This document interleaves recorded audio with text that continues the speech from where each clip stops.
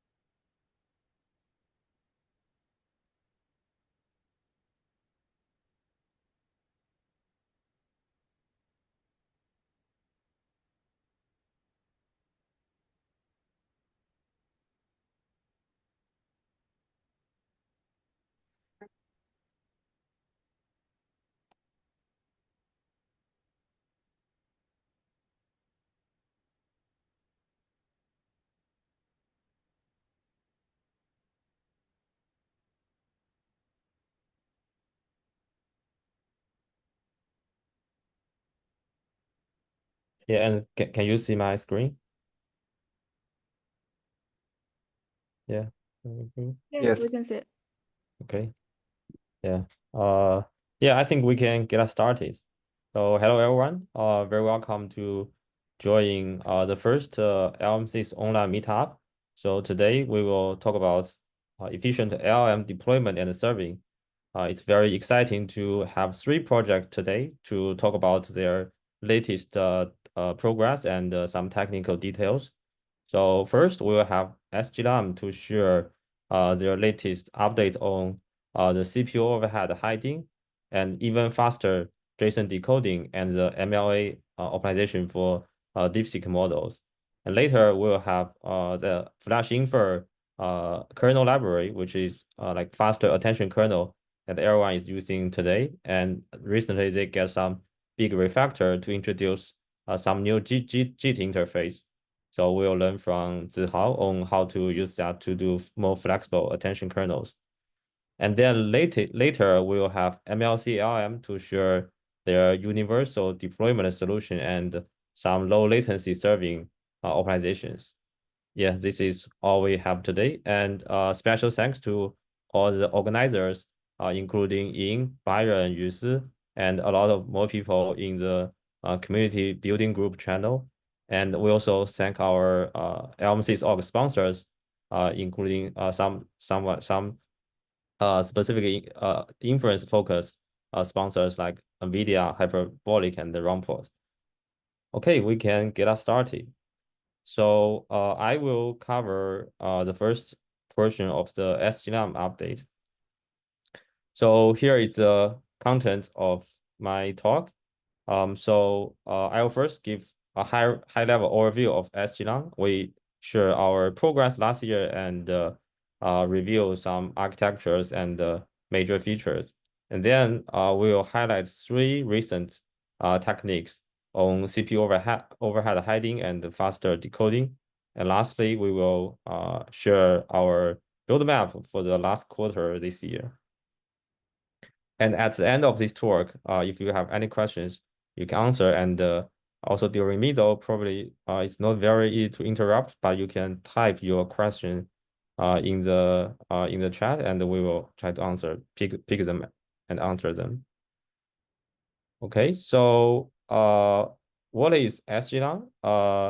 It's a fast inference engines for large language models and vision language models, and we focus on deliver top tier performance. So we provide a lot of first high performance open source implementation for a lot of unique features, and it serves the production. It has been used to serve some production and research workloads at multiple institutions.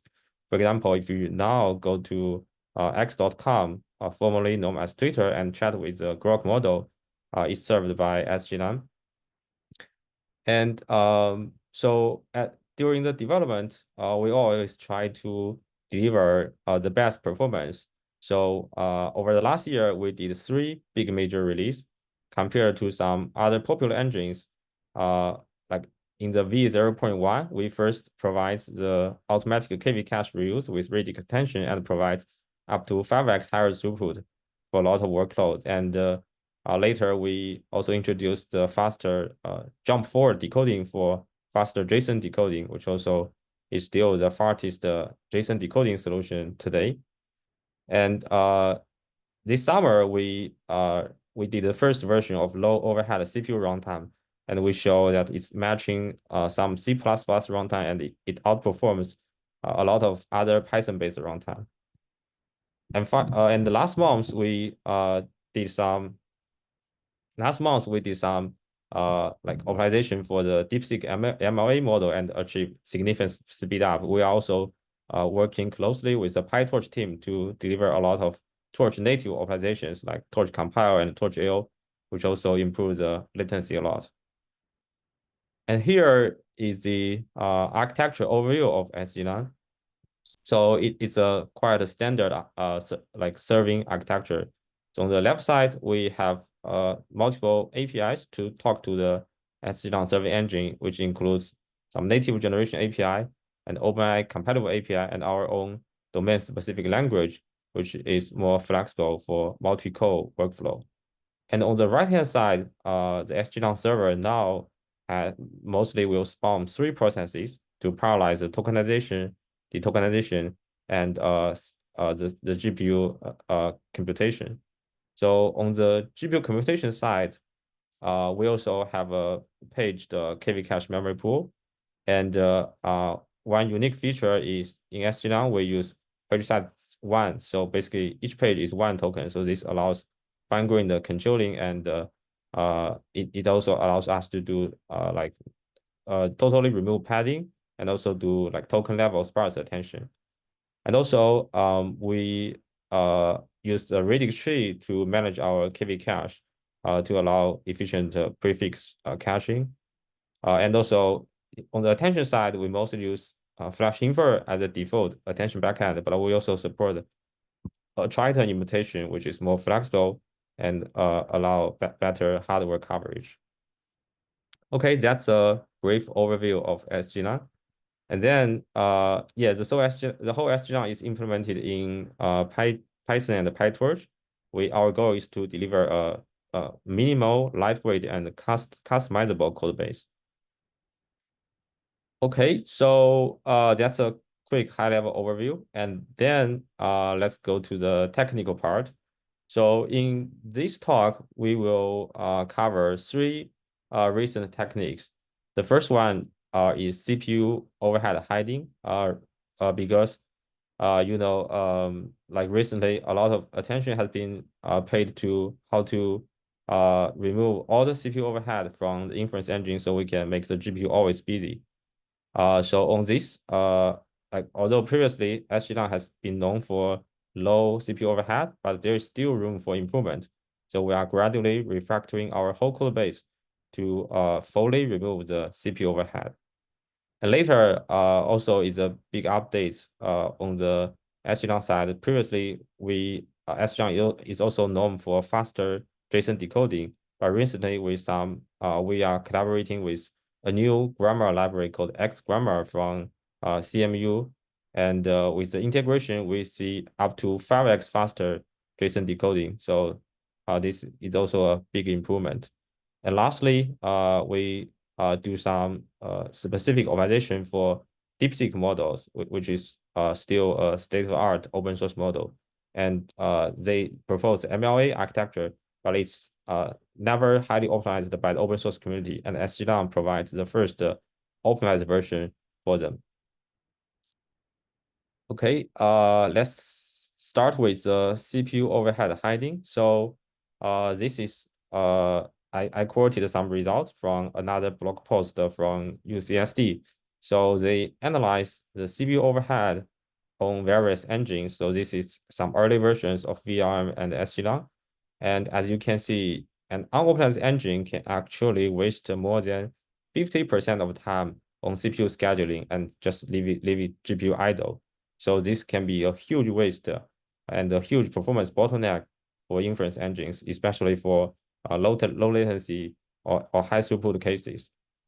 So why is this? Let's take a closer look at what the inference engine is doing when they run the inference. So basically, in a state-of-the-art inference engine, we want to run continuous batching.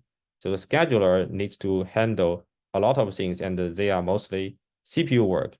So for example, at each step, the CPU scheduler will try to receive the input and organize the next batch and feed that input to the GPU, and then GPU worker execute on that batch, and then scheduler gets back the result, and then like do some other processing and then organize the next batch. So you can see the GPU is not always working. It has to wait for the slow CPU to do a lot of scheduling work. And then to summarize, so basically the CPU actually needs to do tons of work. So that's why it can be the bottleneck. For example, it has to receive the input from the user and also process the result of the last batch from the model worker. And it needs to check the stop condition, something like check the EOS token, check the stop string. And this also even involves detokenization, which can be quite slow. And also, if you use the radix attention in SGLang, we also run the prefix matching on CPU and we'll organize the prefix tree in CPU because these things are hard to parallelize on GPU. And also, the CPU has to handle the page table for the next batch. So a lot of work needs to be done by the CPU. And here, basically, we show pseudocode for the scheduling work of a CPU. It first receives input and then process. And then it try to get the next batch to run, allocate all the buffers and the memories for them, and then run the next batch, which this is the blocking code. So it waits until the GPU finish computation and then process the result and also streaming the output. So every line here is blocking.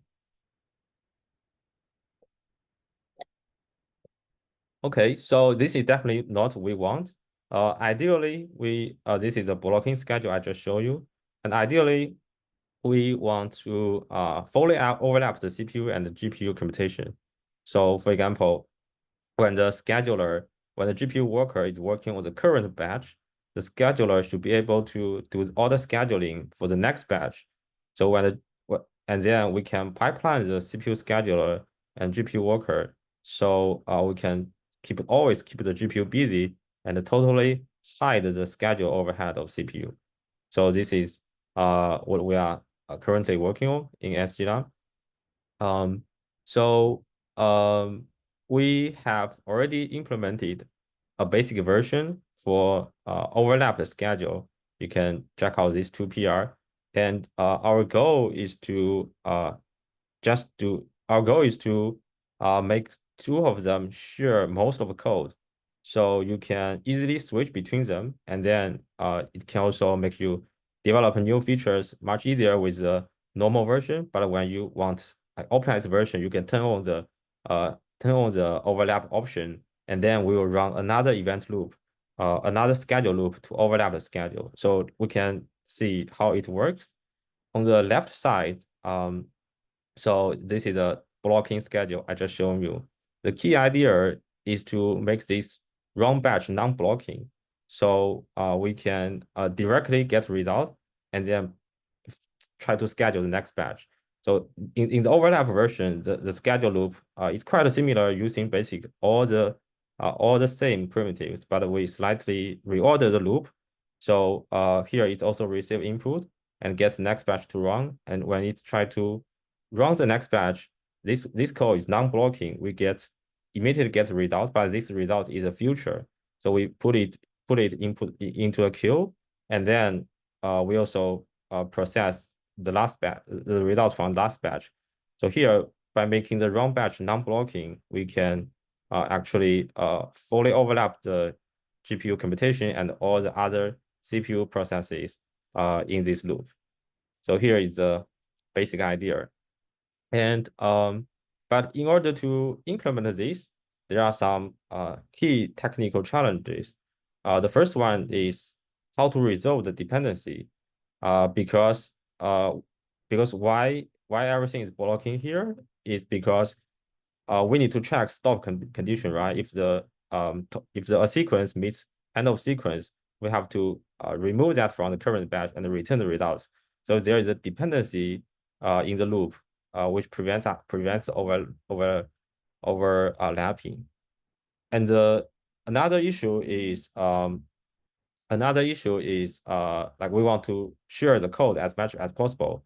So we still keep the two version, and one allows for more easier debugging, and another allows for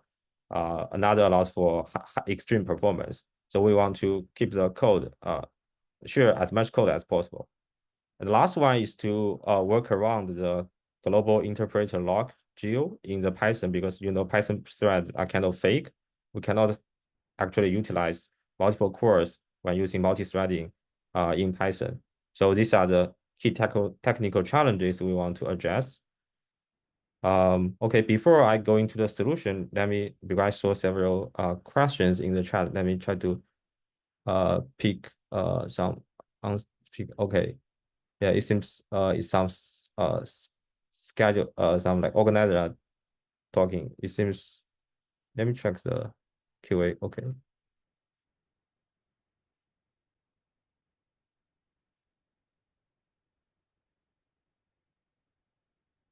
Yeah, let me pick some answers before I go into the solution. So in the QA, Byron asked, what's the most time-consuming job in the CPU scheduler? Is it prefix matching? Yeah, exactly. So right now, the most time-consuming part is actually prefix matching, and that will be our major goal, to remove that. Yeah, that's our major target.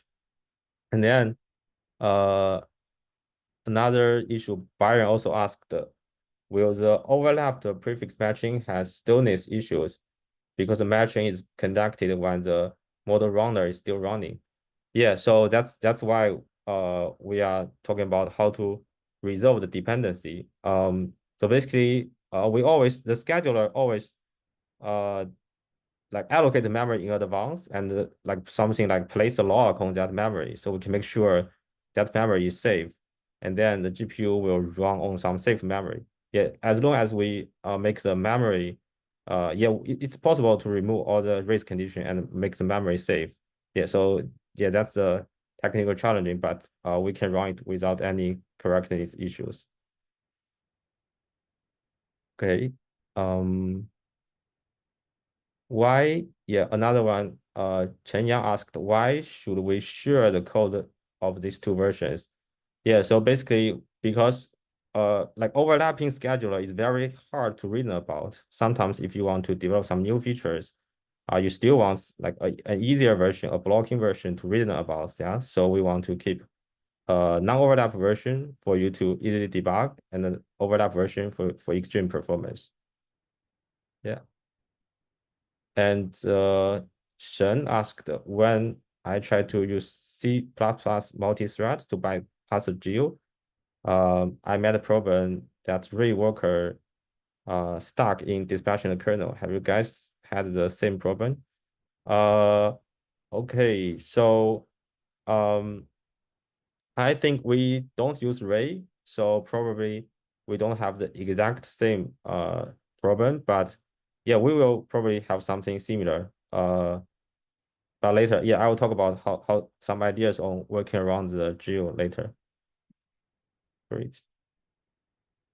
Yeah, I think I answered most of the questions. Yeah, let's go ahead. So how to remove the dependency? The basic idea is actually very simple because we can delay the finish condition check. For example, previously we have to wait a batch finish and then check the stop condition on that. But actually we can assume a request won't finish, and then we immediately feed it into the next decoding batch. And then later, when we finish this batch, we can check the stopping condition of the last batch. So we delay the finish condition check. by doing this, we can resolve the dependency, but we have to pay the overhead of one more decoding token. Basically, for each request, we have to decode one more token. But overall, the overhead is very minimal, because you can see in a large batch setting, if you run batch size 8, and then you add one more token, then batch size become 9. So that's only a very, very small overhead, given the GPU utilization during decoding is very small. So we can pay this overhead to resolve the dependency. That's the idea.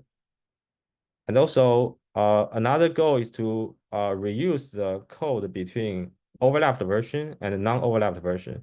So the idea here is to introduce a new tensor type called future tokens.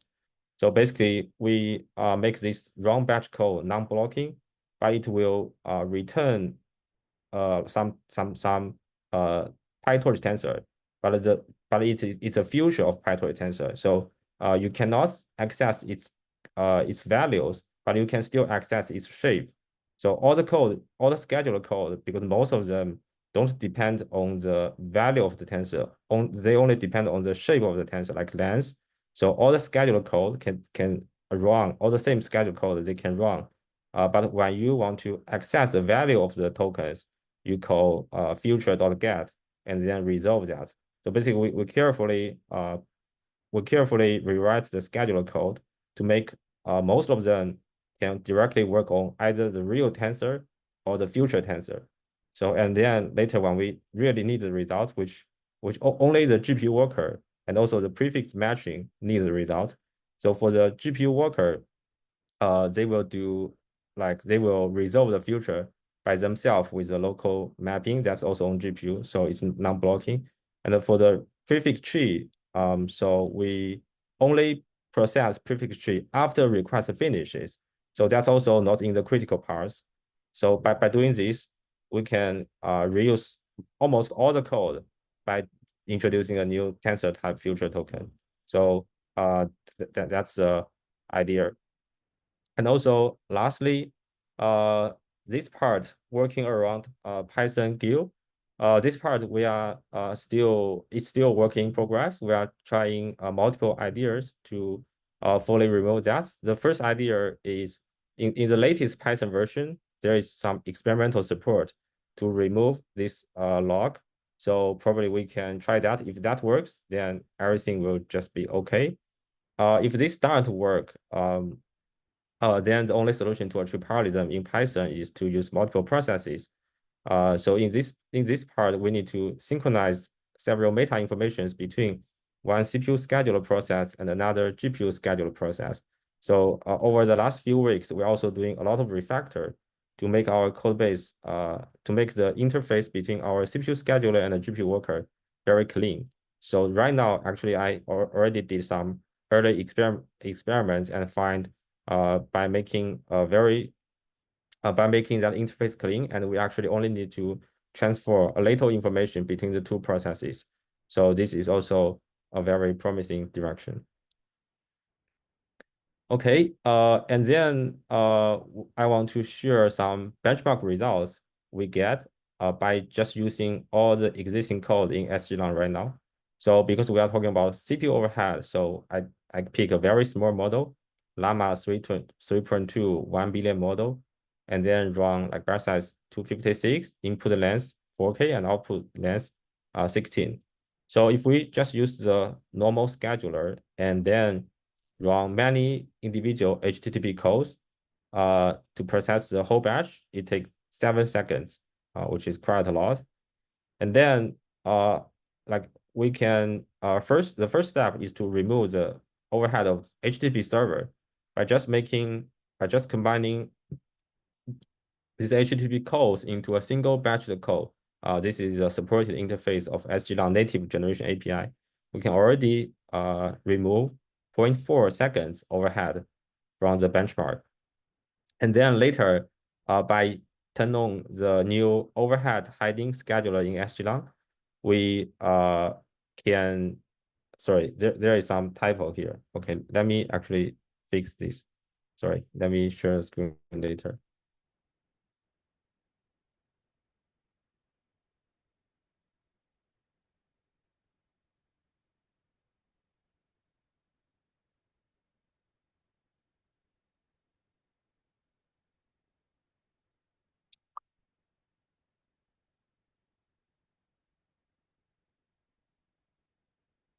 Okay. Yeah, yeah. Can you see my updated slide?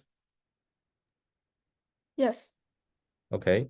Yeah, so by removing by using the overlap scheduler I just described, we can already remove most of the critical CPU overhead come from radix attention. So it's not even we are not using even we are not even bypassing the Python GL.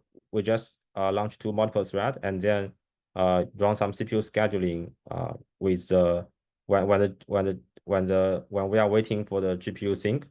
We already removed 0.6 seconds but from the radix cache. So this gives us 6 seconds end-to-end latency. And finally, if we run some profiling to profile the pure GPU computation time, we can see it's only 5.6 seconds. So there is still a 0.4 seconds left in the table we can optimize. Probably this will be removed after we work around the Python GUI. So that's the last to-do step. So yeah, so basically this is all the results we have today. This is still a very experimental feature, and you can use -- enable overlap to try this overlap scheduler. And this is only available in the main branch right now. So next step, we will try to try different ideas to fully to really parallelize the two scheduler and workers. We can probably try the newer Python version or try the multi-process version. And also we also notice there is a significant overhead from the fast API HTTP server. So ideally we can also try some faster HTTP server. This can greatly reduce overhead of the like OpenAI compatible API or like other API.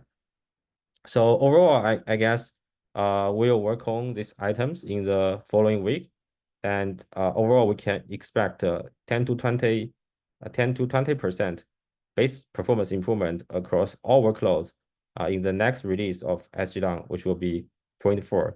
Yeah, this is a big feature, and we want to deliver it soon. Yeah, that's probably all of my talk. I will try to pick some questions from the chat. Okay. Yue Ying asked, is it possible to use different CPU threads for different parts for the CPU processing, like memory allocation, scheduling, prefix matching? Okay, yeah, this is a very good question. So right now, because if the model is large enough and the if the model is large enough, we find once decoded, we can still do almost everything within one decoder step. So right now we probably don't need to use multiple CPU threads to the scheduling. But later, if we find the GPU becomes too fast or the model is too small, so maybe during one step, the GPU time is less than the CPU time. In that case, we may try to use multiple CPU threads to parallelize the CPU scheduler as well. Yeah, this will be the next step. Okay, and someone asked, how does SGLang compare to VRM? Yeah, that's a great question. So we have multiple inference engine in this talk. We include SGLang, VRM, and the MLC-LLM. All of them have different unique features. For example, here in the SGLang, like all the three techniques we covered today, they are kind of unique to SGLang. So and also VRM has its own unique features. So I guess you can try both systems on your workload and then run some benchmark, and then you'll find the one that works for your workload better.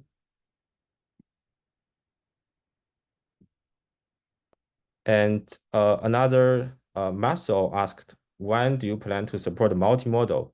Okay, that's a great question. So we already support image and video. And for audio, we are working with the Fish audio team, which do the like audio generation very well. It's a big open source project. Yeah, we are collaborating with that Fish audio team to deliver some good audio models.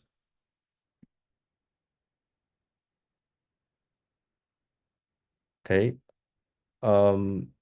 Patrick asked, does trying Python 3.13 without Geo means SGLang dropping support before 3.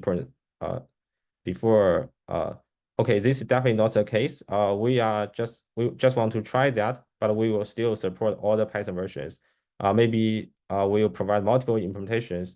Maybe with Python 3.13, you can easily turn on overlap with very good performance. And for earlier Python versions, we'll also provide some solutions to achieve this overlap. But maybe the code is more complicated, or there is some more overhead, but we will support all Python versions. And Marcel asked, when do you plan to support speculative decoding?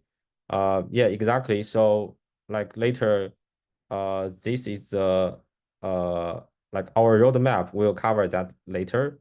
So we plan to deliver all this. The core SGLang team will try to deliver all these core features by the end of this year. So this includes speculative decoding, hierarchical Redis cache, and a bunch of other new features. SM asked, getting Python to run fast is really cold.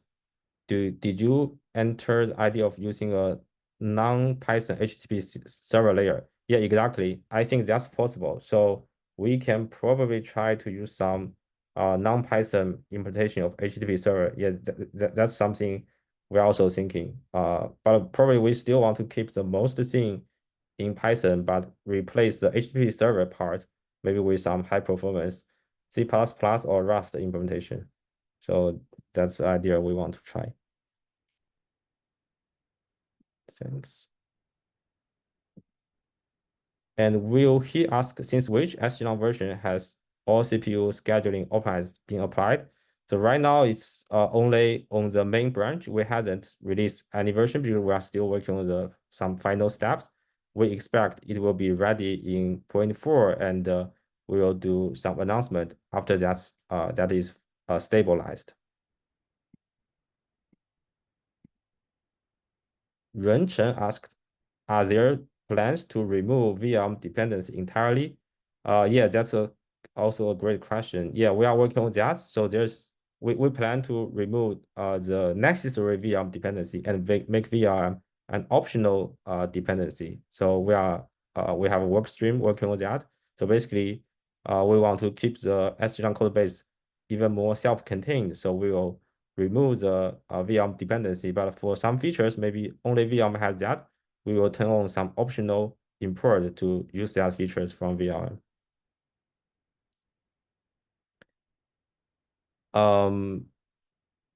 So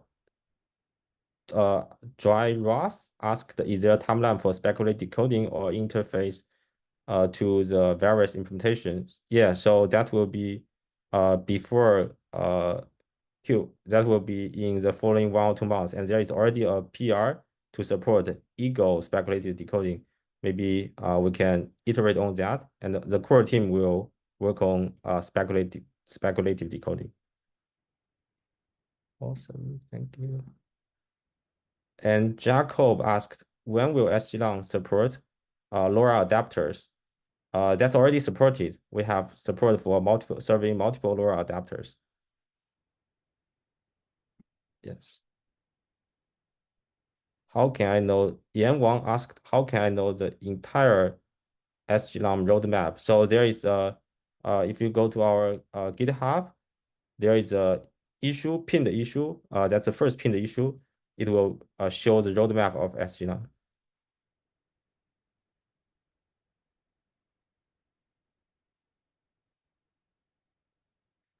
Someone asked, VM does already overlap some of the nth token CPU processing with n+1 token GPU for the past. Yeah, that's great to know. But I guess it's still not like fully optimized. So if you run like profiling, you can still find like in some cases although VR improved a lot, but they are still like slightly slower or achieve similar results to SGLang. And then according to our profiling, SGLang still has a huge room for improvement to remove CPU overhead. So like I guess yeah, like different team will work on similar ideas and we all will make the system run faster.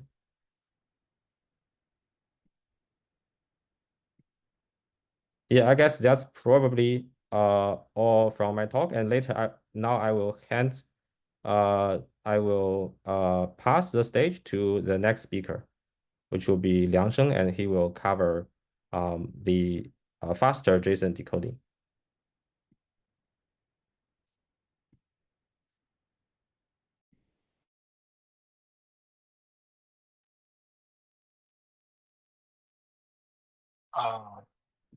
Can you see my screen? Fine. Fine. Yeah, I can see your screen. Okay. Yeah. Okay, everybody. I'm Liang Sheng. I'm a last year undergraduate at Shanghai Jiao University. I'm currently working as a vision student at UC Berkeley. Liang has already introduced the overview and the overlapping part of SGLang.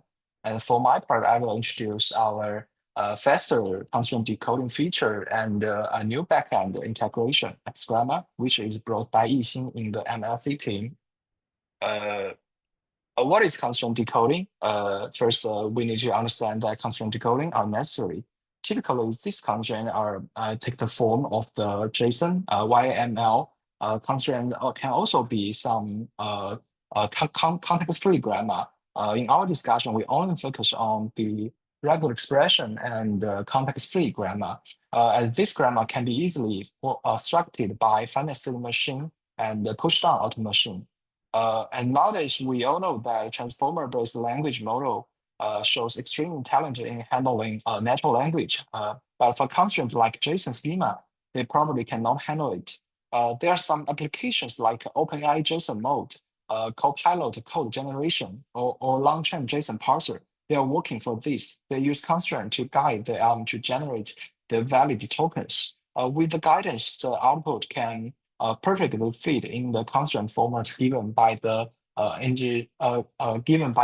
constraint, and you don't need to work for some extra prompt engineering or fine tuning the model weight. So for the technical details about the normal case constraint decoding, there are like 4 steps. The first steps involves we transform a JSON schema into a more formal regular expression. When we get the formal regular expression, we can build it as a finite state machine. On our another backend XGrammar, the format is not a regular expression, is an EBNF. EBNF is a more powerful grammar which has wider range than regular expression. Once we get the formal expression of the constraint, we build an auto machine on top of it. The auto machine can be viewed as nodes and states, which represent the state and the transition. On each node, we are actually on a specific state on the auto machine, and the states limit the next transition. For instance, if the constraint is an integer, we can only output digits, but not characters. Then we can form the constraint, which is an integer. Then we get the allowable transition for the next steps. But how do we constrain the LM to decode only what is follow our constraint? We shall apply the logic mask on the sampling process. During the sampling process, the illegal token are masked, so LM can only sample the right tokens.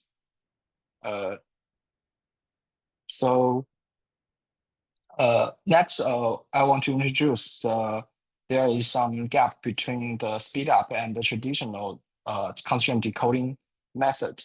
The constraint decoding give us the constraint we give to the LM always contain some constant strings, which are composed of multiple tokens during the generation. The truth is, once we find the following strings for the next few rounds of generation, we can just skip the autoregressive process and only decode once. This optimization is called jump forward in SGLang, which can bring overall speed up when the workload is JSON decoding. Truly, is the more constant part is the constraint, the more speed up it brings. So I will jump to the next slide. The constant decoding and jump forward decoding optimization are not limited to text models, but are also applied to multimodality models. As you can see in the figure above, the jump forward technique is applied. Instead of decoding every token one by one, you can see the LLM output the JSON content chunk by chunk. What is the chunk? It is a constant part in the constraint. It's like a series of it's like a series of token, not token by token. Once the LLM can know the constraint, it can be aware of the constant part. It can jump over the constant part and directly to the next decision point. Today, we hold this meetup collaborating with MLC team, and we also bring a new backend for the constraint decoding XGrammar. XGrammar uses C++ as the implementation, which hugely accelerates the parsing, generation, and the transition process of a multi-machine. Also, the implementation of XGrammar is based on more general grammar. It's context-free grammar known as CFG. Different from regular expression, it uses a push-down operation instead of a finite state machine, which provides more flexibility of guiding LLMs. Also, XGrammar brings the chance to speed up using jump forward too. The jump forward in push-down automation is more complex than the jump forward in finite state machine, and Yixing will introduce more technical details about the jump forward in push-down automation. So we have a benchmark for two different backend in SGLang, and the backend the data set for the benchmark is BFCL, which is known as the Berkeley Function Calling Leaderboard. We use like 400 JSON schema at the constraint to let LM to follow the constraint. As we can see, XGrammar brings overall 3 to 5 times speed up because this case contains fewer constraint part in the constraint. The powerfulness of jump forward is limited by the extra overhead brought by processing the metadata of auto machine. In some cases, processing the jump forward metadata in outlines even make the end-to-end performance worse. However, for XGrammar, the jump forward optimization is always useful due to its fast implementation based on C++, which means lower CPU overhead in handling this metadata. Even in this benchmark, which doesn't contain so much constant strings, it can also bring like 30% end-to-end speed up and can bring more when the construction is cached. I have to mention that all of these benchmarks are based off no cache mechanism because when the construction process is cached, the transition process can be optimized by the jump forward even more, and the construction process occupy the most of the time when we benchmark end to end. So my part of presentation is this. We have to thank Ziyi, and the XGrammar integration is on the way. Currently a public PR in our repo, and Yixing will deliver more details about grammar soon. I think there is a Brian asked a question about the repo XGrammar. Yeah, in the current PR, the XGrammar is a private reference, and later Yixing will will release the repo of XGrammar, and everybody can use the API provided by the XGrammar and make the inference constraint decoding faster. Is there any question? Yeah, we are slightly over the schedule, so we can try to answer in text. Yeah, thanks, Liang Sheng, Okay. for the great new result on grammar decoding. And then we can let Ke to introduce the MLA organization, because we are slightly over the schedule, so probably you can do it faster. Thanks.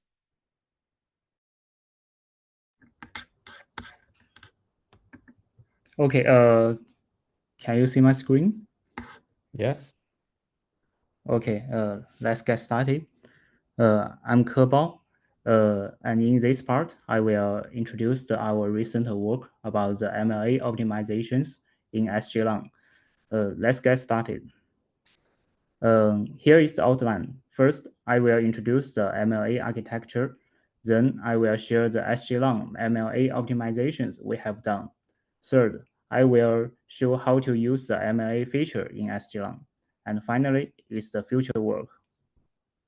Let's go to the first part. MLA means the multi-head latent attention. It's an innovative attention architecture introduced by the DeepSeek AI team. Actually, there are several attention architectures. The multi-head attention is a conventional architecture. The KV cache is very heavy. The grouped query attention and multi-query attention reduced the KV cache by sharing keys and values over multiple queries. And the MLA introduced the low-rank projection to compress the KV cache into a latent vector, which can reduce the KV cache and improve the throughput. Let's overview the computation process. Compared to the MHA computation, the MLA mainly added 3 changes. The first change is about the linear layer. The hidden state is projected to a latent vector first, and then will be recovered to keys and values. The second change is about the rotary embedding. Query and key are separated into rotary part and non-rotary part. Rotary embedding will be applied to the rotary part, and the weight absorption optimization can be only applied to the non-rotary part. We will introduce it later. The third change is about the KV cache. Only the latent vector and the rotary part of key will be cached. The KV cache is reduced. Let's go through the MLA optimizations in SGLang. The first optimization is the weight absorption. It's a key optimization mentioned in the original paper. Weight absorption means changing the computation order by applying the associative law of matrix multiplication. Here is an example. The computation overhead is different if we take different order to do the QK computation. We can find the if we absorb the weight matrix to the non-rotary part of Q first, it can take less computation in the decoding stage because the Q length is only 1 in decoding. The flows of absorbed order is much better. And here we only talk about the non-rotary part because the rotary embedding matrix cannot be absorbed between 2 weight matrices. Here is the computation change of weight absorption. The uplinear layer is split into 2 parts, and they can be absorbed into Q linear and O linear respectively. The key and value input of the attention kernel are also changed. Key is the latent vector with the rotary part.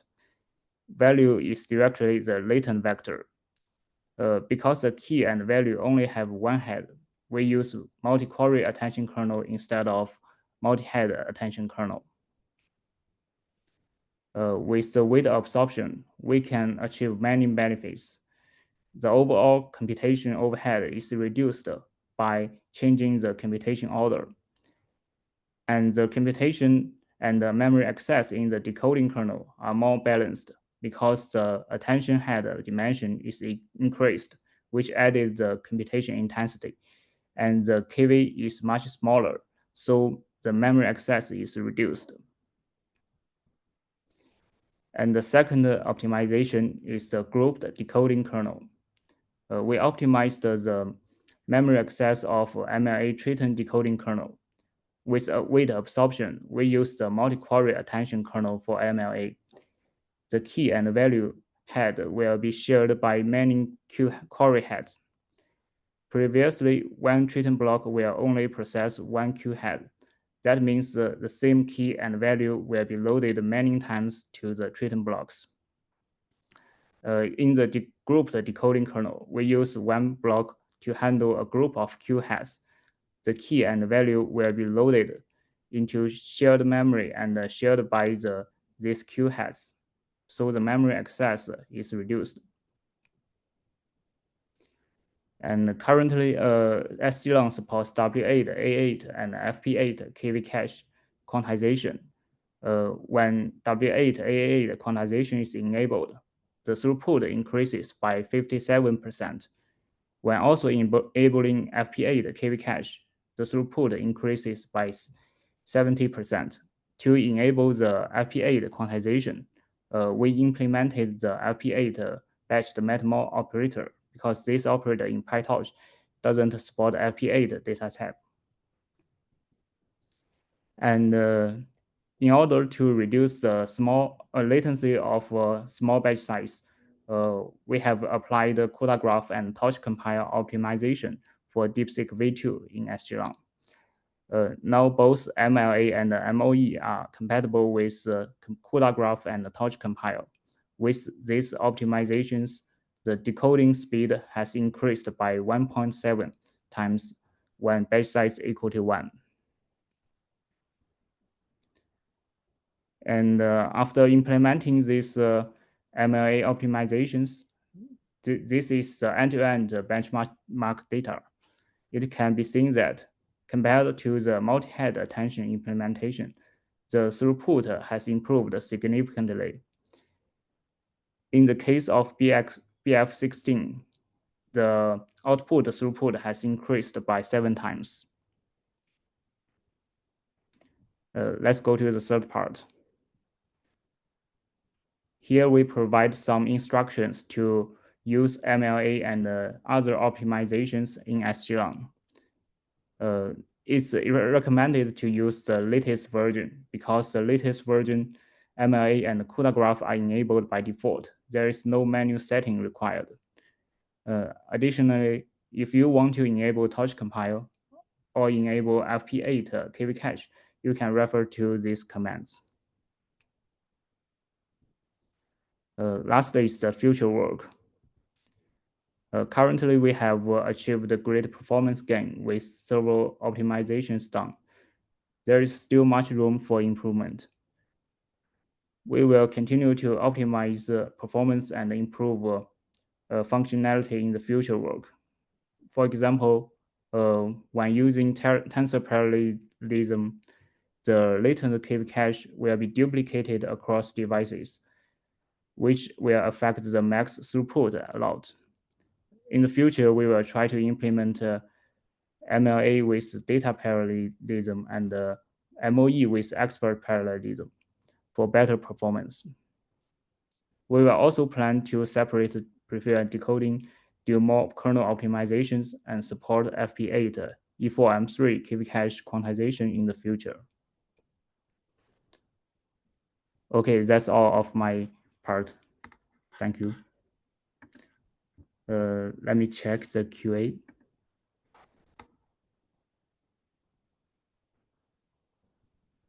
Okay.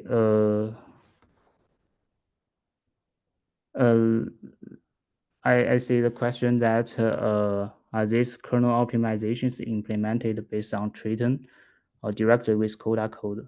Oh, that's kernel for MLA now is only implemented with Triton. And the CUDA code will be implemented in the FlashInfer in the future, maybe.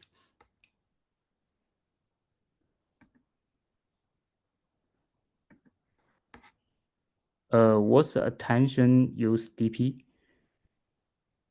That means we will duplicate some linear layer in the attention kernel across devices, and different process will process different batch of data, and they will be the result will be gathered in after the attention, and will be used in the expert parallelism in the FFN part.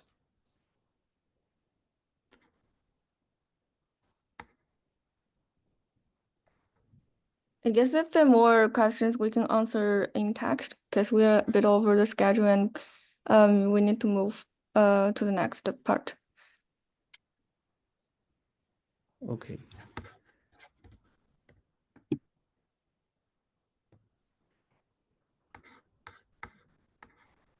Yeah, so I'm not sure whether I will probably spend just 1 minute to talk about roadmap, and then we can go to the next project.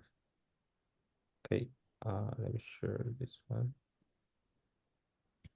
So so some people ask about the roadmap, and here are some core features we want to implement before the end of this year. So a lot of them are performance optimizations.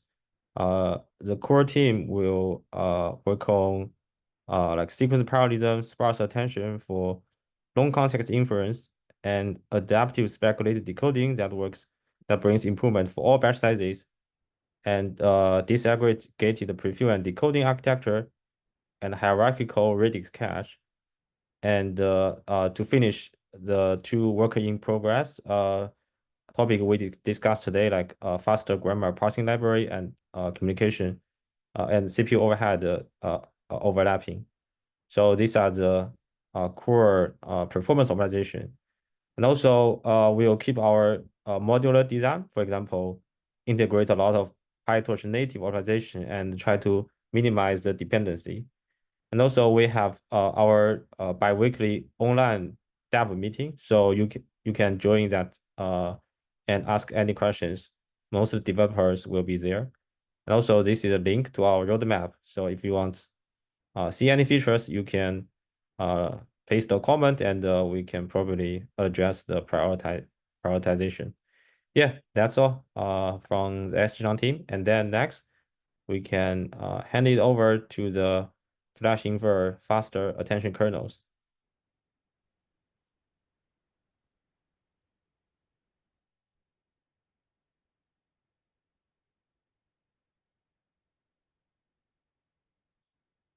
Hello, can you see my screen? Yes, we can see it. Oh, cool. Yeah. So yeah, let's start. So hello everyone, I'm Zihao, and I'm currently a graduate student at University of Washington, and today I'm gonna give a talk about the recent updates with FlashInfer. Our talk title is about the kernel generation for high performance LLM serving, which is related to the new features which will be coming out in the incoming 0.2 release. And this work was done mainly done at University of Washington and partly done at my NVIDIA internship. So to begin with, let me give a little bit information about FlashInfer.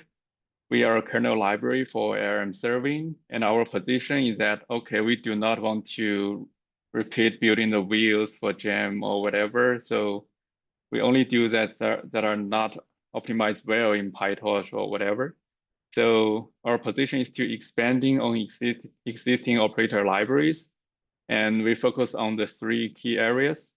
First one is the attention operators, where we provide efficient attention templates optimized for LLM serving, where we have variable length and different data structure for KV cache.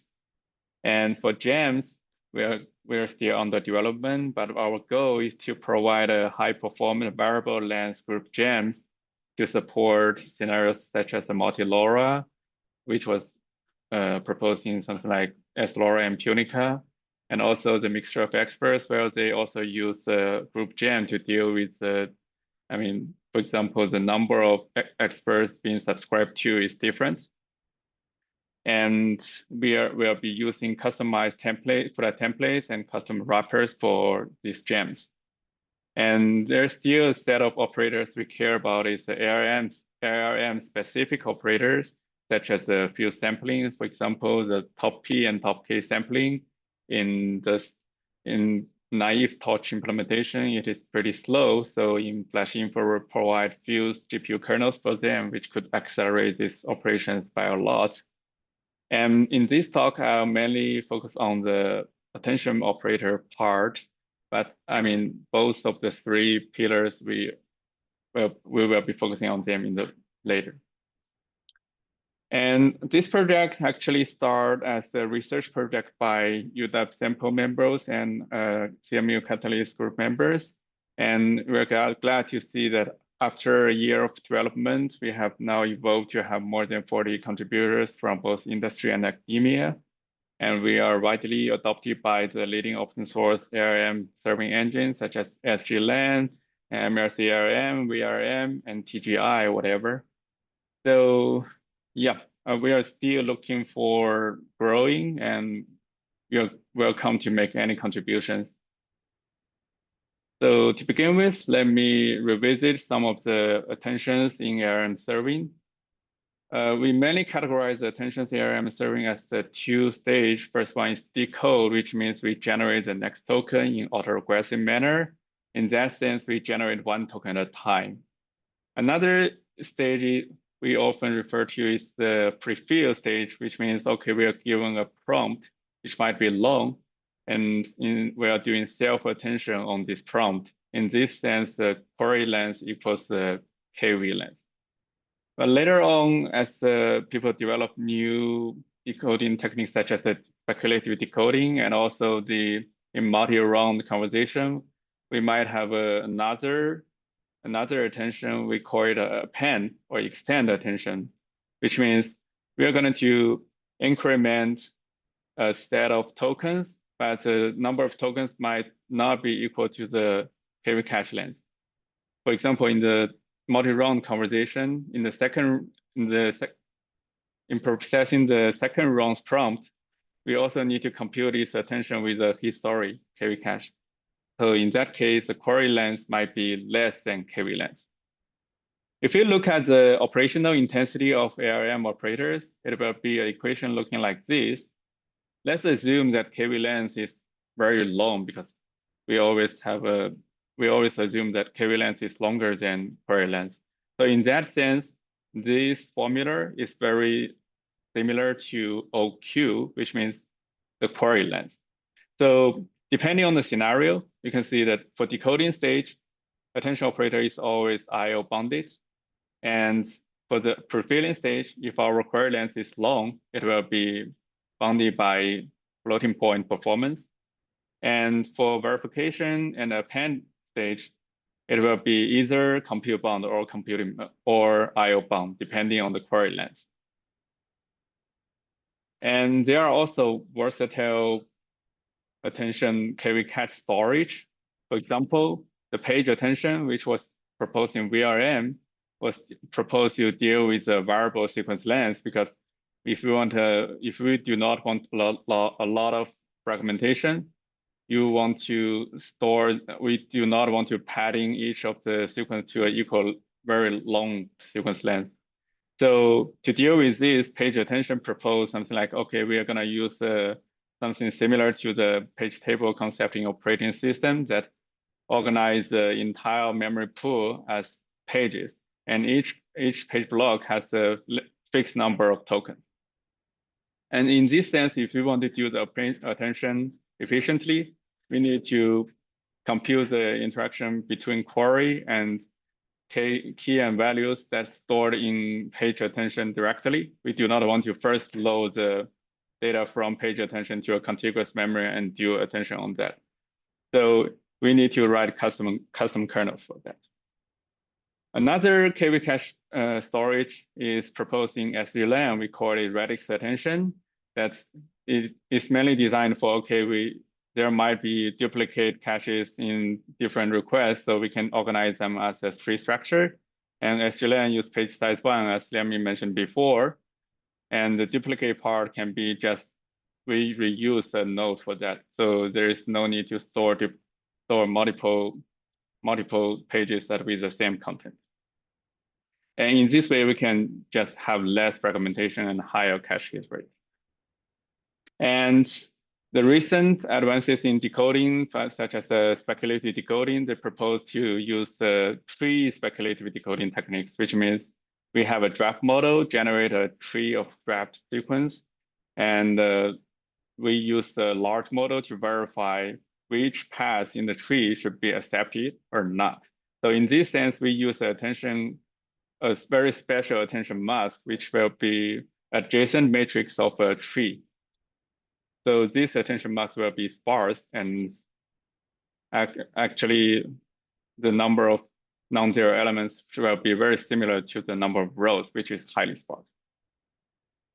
And recently, there are a lot of heavy cache compression techniques, such as the PLES, which is proposed in a paper by MIT and UW members. And this paper's core idea is like, we have a two-stage compute attentions. In the first stage, we use a very approximate way to compute the important mask on each page. And on the second stage, we use the importance mask computed in stage 1 as a sparse mask and compute the attentions only on those important pages. So you can see there are a lot of challenges for dealing with attentions in LLM serving. Firstly, there are versatile data storage. We have page tables, we have trees, radix trees, and different sparse masks. And depending on applications, we have prefill, decode, and append. They are either IO bound or compute bound. So kernel implementations for these scenarios might be different. And there are also a lot of attention variance, as Ke mentioned before. There are multi-latent attention, there are group query attention, whatever.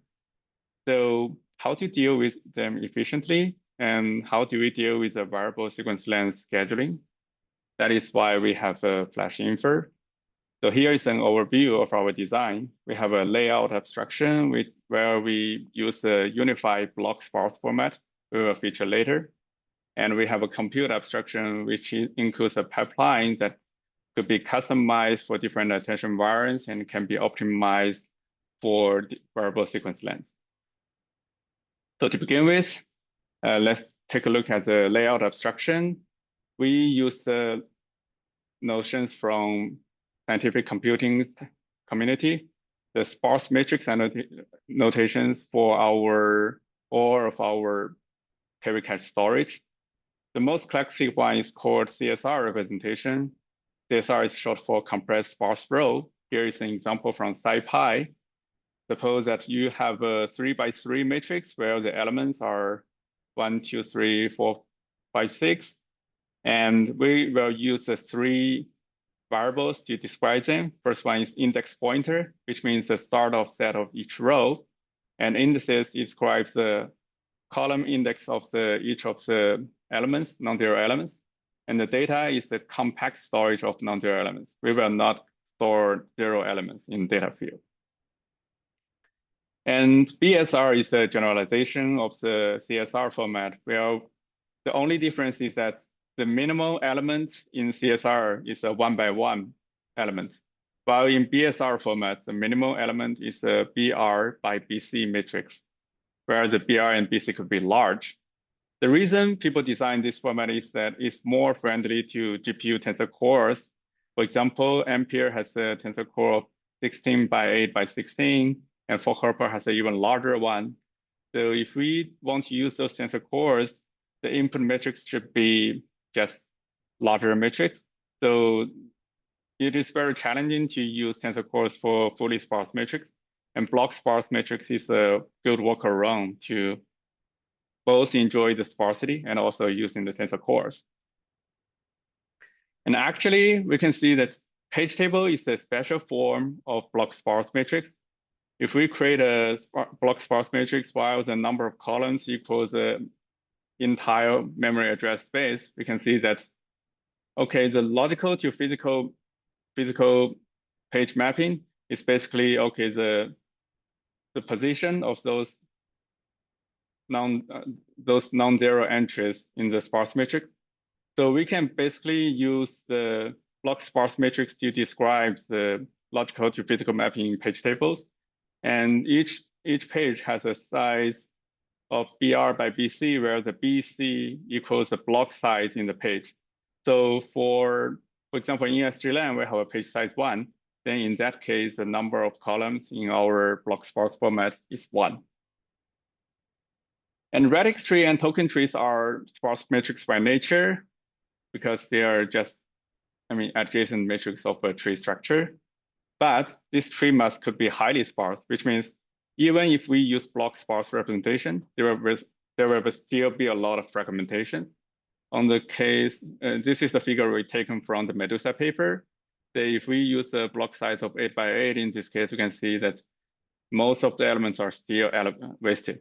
So we do not want to waste a lot of computations here.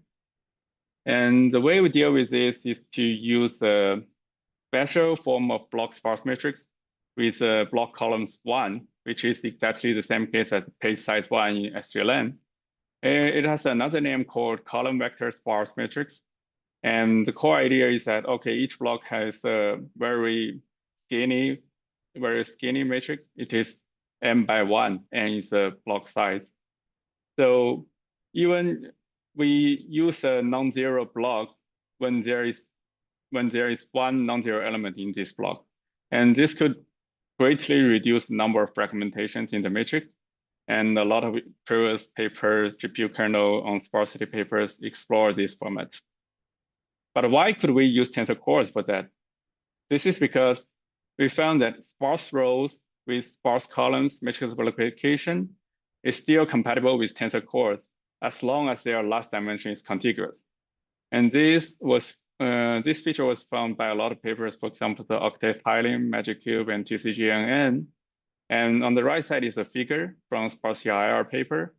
And the core idea is that, okay, we load the sparse rows from global memory to shared memory.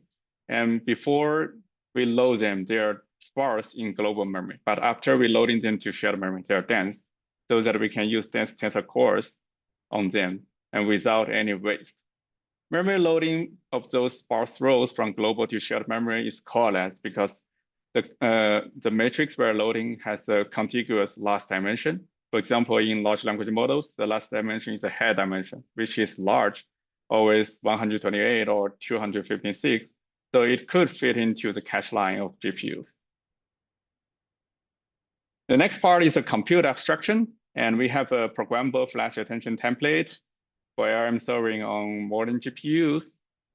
To begin with, I'm gonna have a little recap of the flash attention, which is the de facto standard of attention implementation on GPUs. And they are following up work of flash attention 2 and 3, which optimize performance for Ampere and Hopper.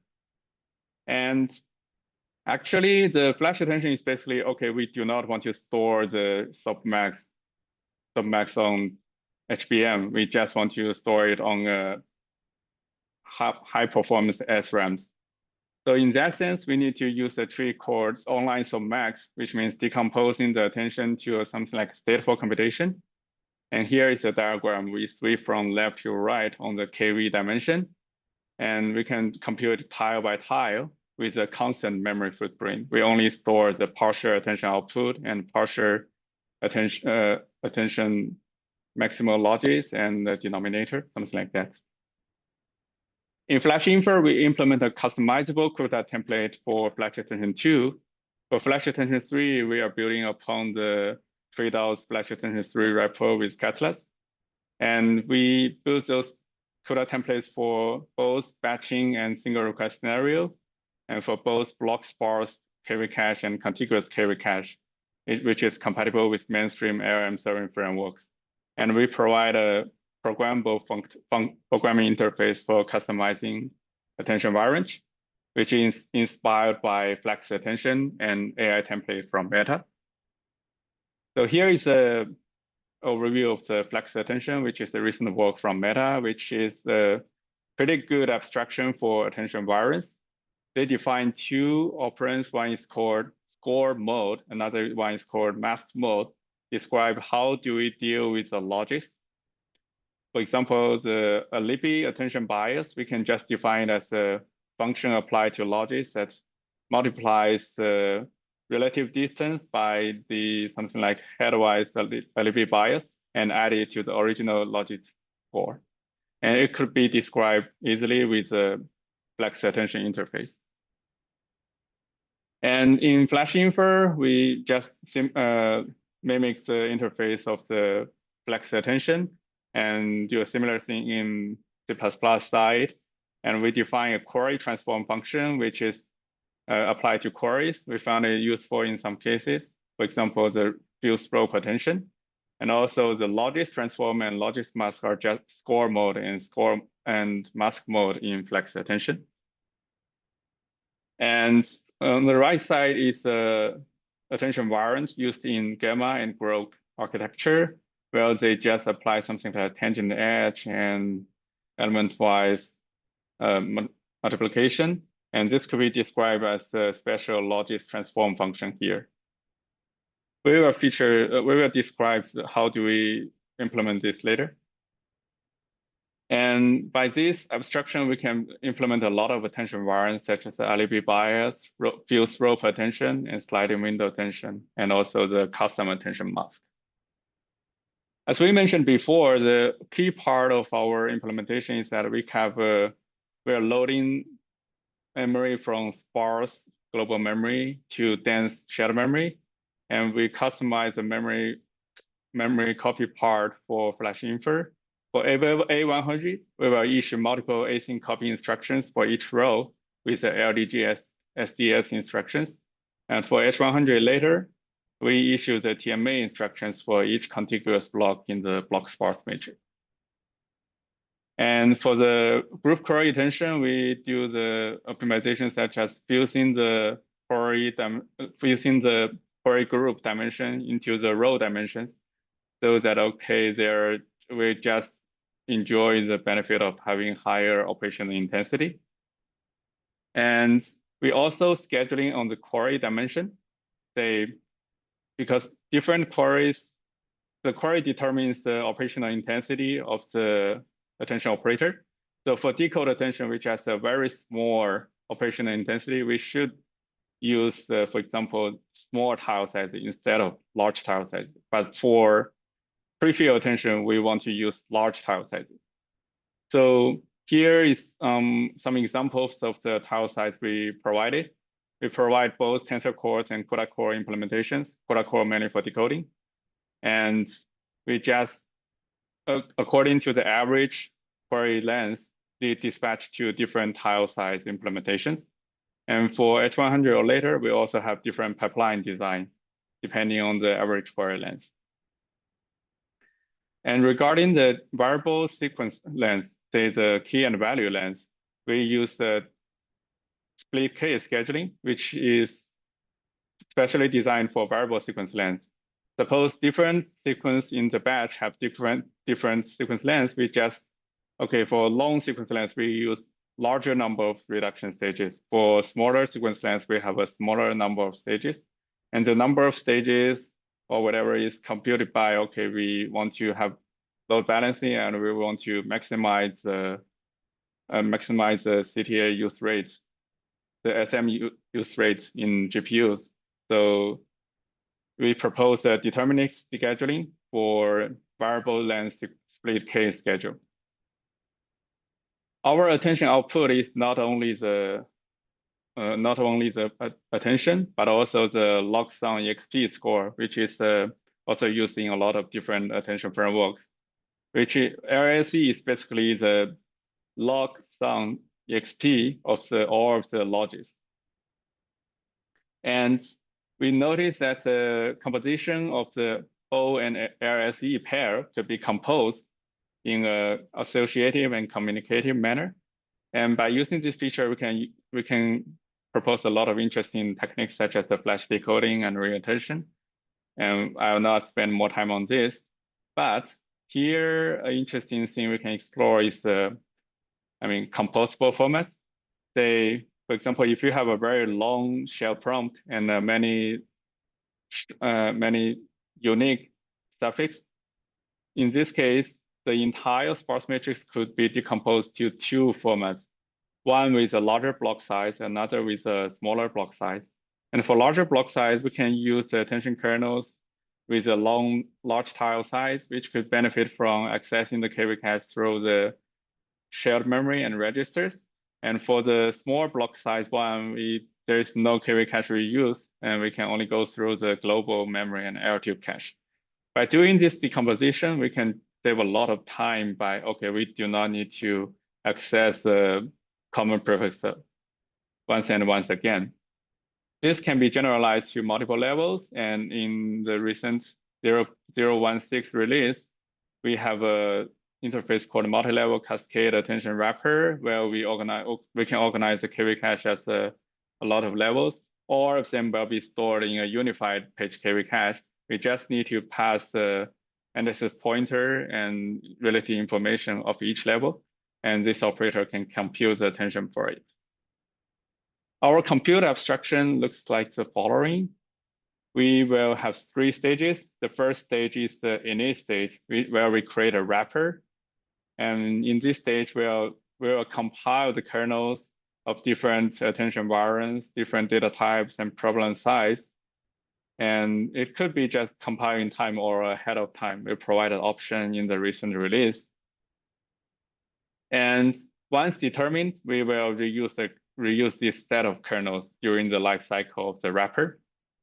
And the following 2 stages are during the runtime scheduling. The plan will be executed at the start of each generation step.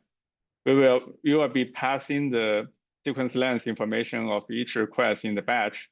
And in the plan function, we will dynamically determine the metadata and scheduling information. And this one is CUDA graph compatible because we do not want to issue a lot of CUDA kernels. We want to issue a very large CUDA graph for the entire generation step. So to deal with the CUDA graph compatibility, we propose the dynamism independent code, which means the offset of each related auxiliary information, it has a fixed offset, which is independent about the sequence length. And the plan overhead could be amortized by multiple layers. If you look at the for loop here, you can see that once we execute the wrapper.plan, we will be reusing this plan information for the entire 32 layers or more layers in the ARM. So even if it might take some time to execute a plan, the cost could be amortized by for example, 32 times. And to use it in CUDA graph mode, we just need to create a CUDA graph and capture all of the wrapper runs. And whenever we're doing a generation, we first plan it and then replace the CUDA graph. And most of the ARM frameworks integrate FlashInfer in this way. So let's look at some simple results. First one is the split case scheduler. We mentioned that we have a split case scheduler for variable sequence length. And here is an example. We try different sequence length distribution. The first one with the constant sequence length. Second one with the sequence length in uniform distribution. And the third one with the sequence length of zip law distribution, which is highly skewed. You can see in the skew distribution, our performance is much better than the baselines. And also we mentioned that we can customize different attention variants. And here is an example of the fused rope attention used in streaming ARM. You can see even fused with rope, we can achieve a very high bandwidth utilization rate. While if we just use baseline implementations, which executed in non-fused way, it will be much worse. And for the shared prefix serving, and depending on the shared prefix length and unique suffix length and also batch size, we achieve different acceleration ratio. But if we have a very long shared prefix length and a very large batch size, we can get maybe even 30 times of faster acceleration. And we also mentioned that we have block sparse implementation.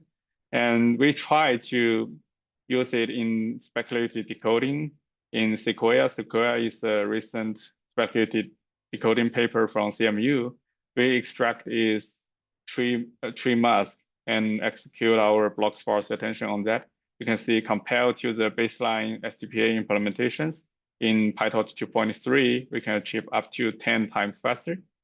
And actually, if we compare the FlashInfer with the dense implementation with mask, with the sparse implementation, we will have a 3 times acceleration. And Sequoia has a tree attention mask, which is highly sparse. It's a tree structure. So if we use a purely block sparse implementation, there will be a lot of fragmentation, and the performance will be similar to the dense with mask. But we use a vector, the special case of the block sparse matrix with number of columns per block is 1, it can just be much faster because there is not too much fragmentation. So yeah, here I'm gonna give you a little bit demo about our new feature in 0.2, which is the just-in-time compilation. And this feature is based on PyTorch C++ JIT extension feature. And we'll show 4 examples. First one is the customized attention mask for decoding, and the flash sigmoid paper from Apple recently. And another 2, one mainly for debugging, for example, the dump attention logics and print debugging information inside kernels.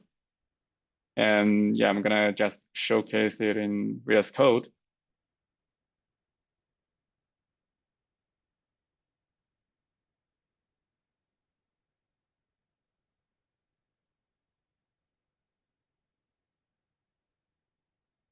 Okay, so yeah, let's begin with a custom attention mask.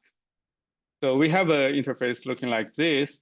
Here we show the single request scenario, but we will have the interface for batch interface very soon. So the interface looking like this, we're gonna providing a D-type Q, D-type KV, D-type O, and head dimension.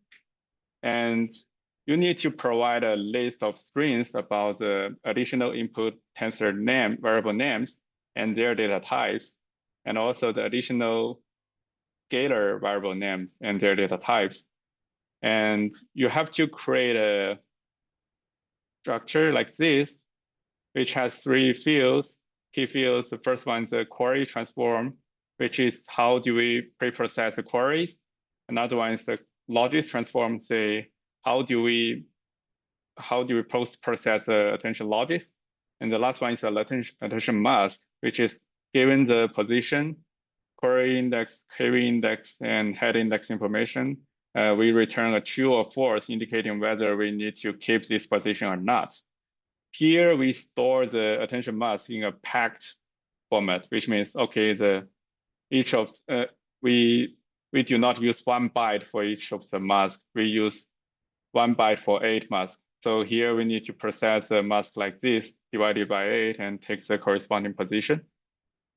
And yeah, it is simple, but not as simple as Python, but I think it is hackable by most of the developers.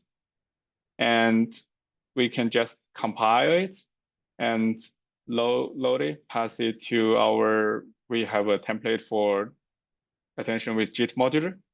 And here is an example, say we compare it with a reference implementation, which is purely PyTorch.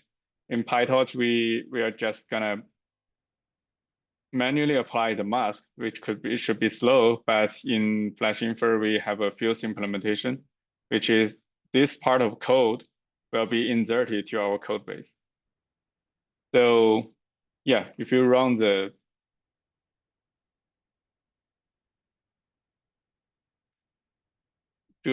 test, you'll see it can generate correct results.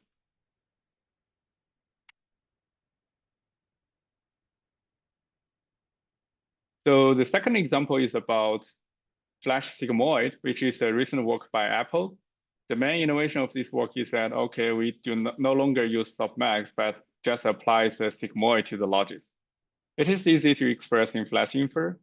We have we have an option, say, called use softmax, which could be applied, it could be set as the static attribute of the structure.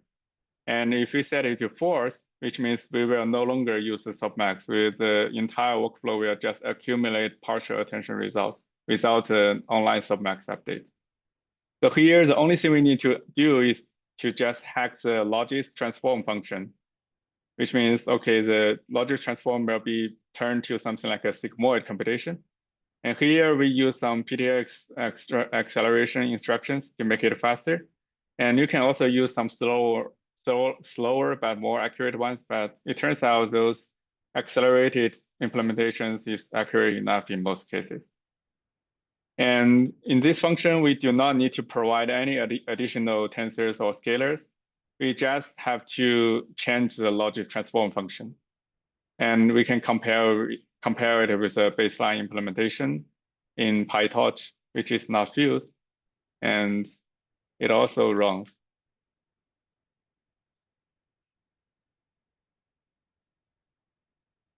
Flash more.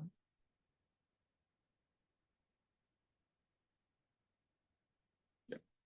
And the third example is about how can we dump the logis to output buffer.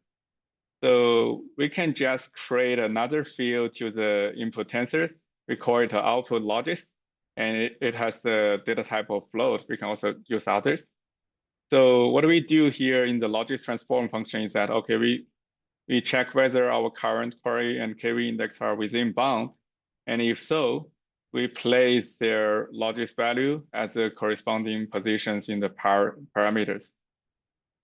And we multiply it by log E2 because in our implementation, we assume all logis have a coefficient of log 2e for compatibility with, for example, the XP2 instructions in GPU.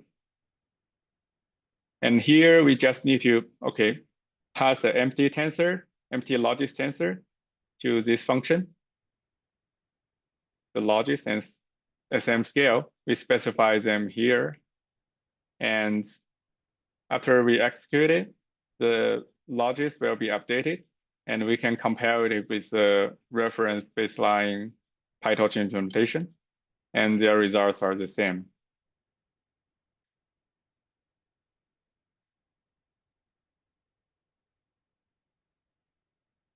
And the last example is about how can we debug inside the kernel, which is also feasible to do because you are just deal with CUDA code. So we can just use the CUDA's printf instructions here. And for example, here I write a function that whenever the logis score is large, we are gonna to print its position and head index. And we don't have to provide additional input tensors in this case. And if you run it, it will just execute as you hack the CUDA code by your own. Oops.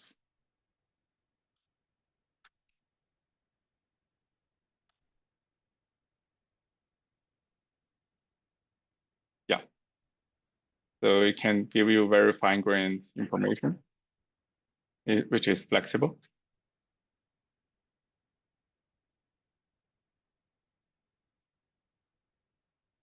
So yeah, here is just a very, in beta mode feature, but I hope you can just give you feedback so that we can improve it later. And this feature, both the programming interface and also the implementation will be updated very frequently recently. So I really appreciate your feedback and any other suggestions. So go back to the slide.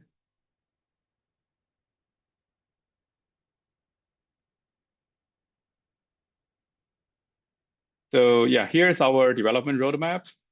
And for JIT feature, we're going to have more bug fix to make it production ready, because currently we have some deadlock when dealing with multiprocessing in SGLang. So after we fix it, we are going to integration with both 3 LLM serving frameworks.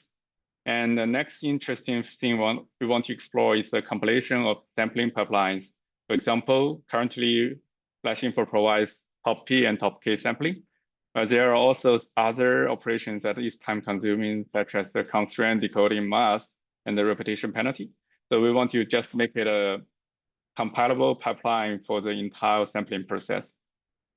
And we want to embrace Triton and touch compile. As Ke mentioned before, the Triton kernel performance can be very competitive.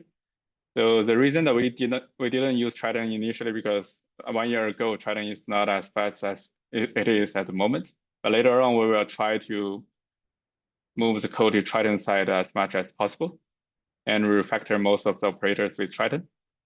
And our mission is to be an open source CUDA kernel generator and library for foundation models. And we don't want to make it our goal is not to make it the fastest one, but we want to make it as fast as possible, but also as user-friendly as possible. And yeah, thank you for your time. And if you want, welcome to join the community. If you want to have more questions, you can just join this Slack workspace. Thank you.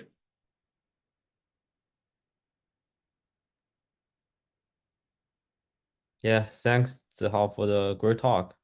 There are a few questions in the QA. You can probably pick a few. Okay, cool.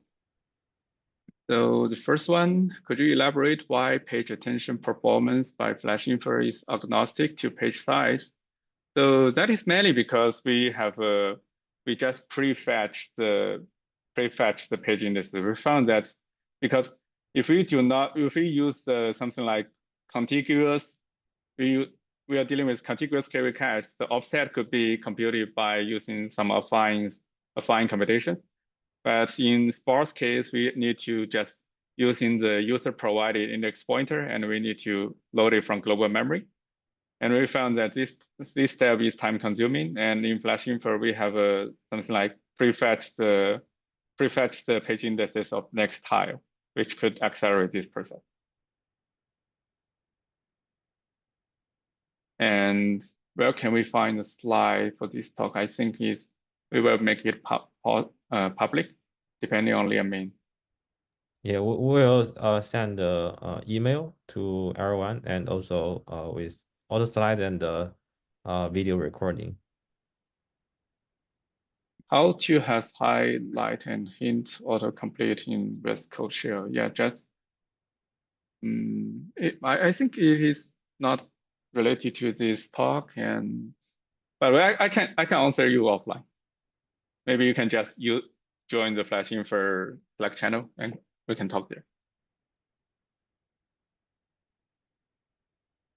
Okay, thank you, Yilong.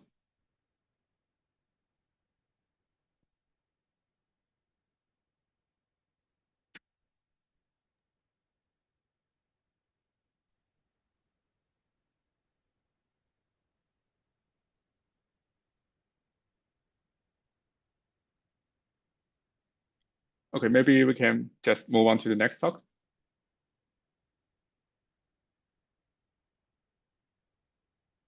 Thank you, Ibo.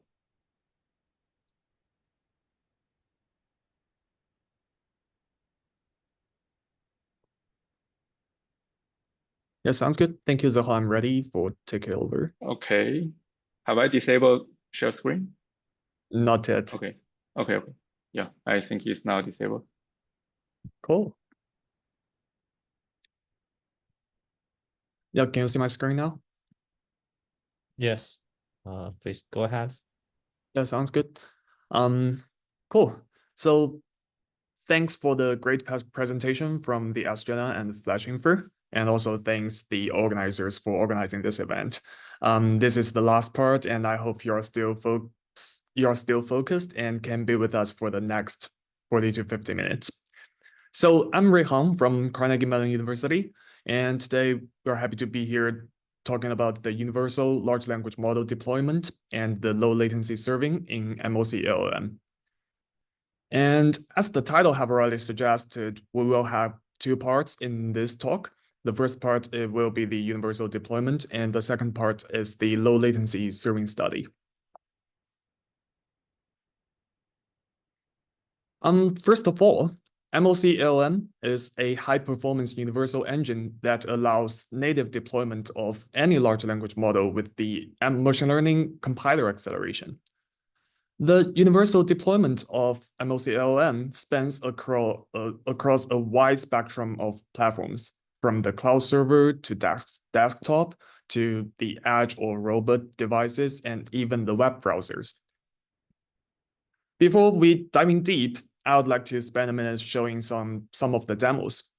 The first two QR codes here are our iOS and Android apps. You can scan them to download the latest app and run the models such as Llama 5, Gemma on your phone. And if the QR code expires in the future, you should always be able to download the app from our website. These apps only require the network connection when you download the model for the first time. And after downloading, you will no longer need the network and can use it anywhere, even like during a flight. And the last QR code here is the WebLM webpage, where you can run models natively in your browsers without any environment configuration. And actually, let me just run a live example now.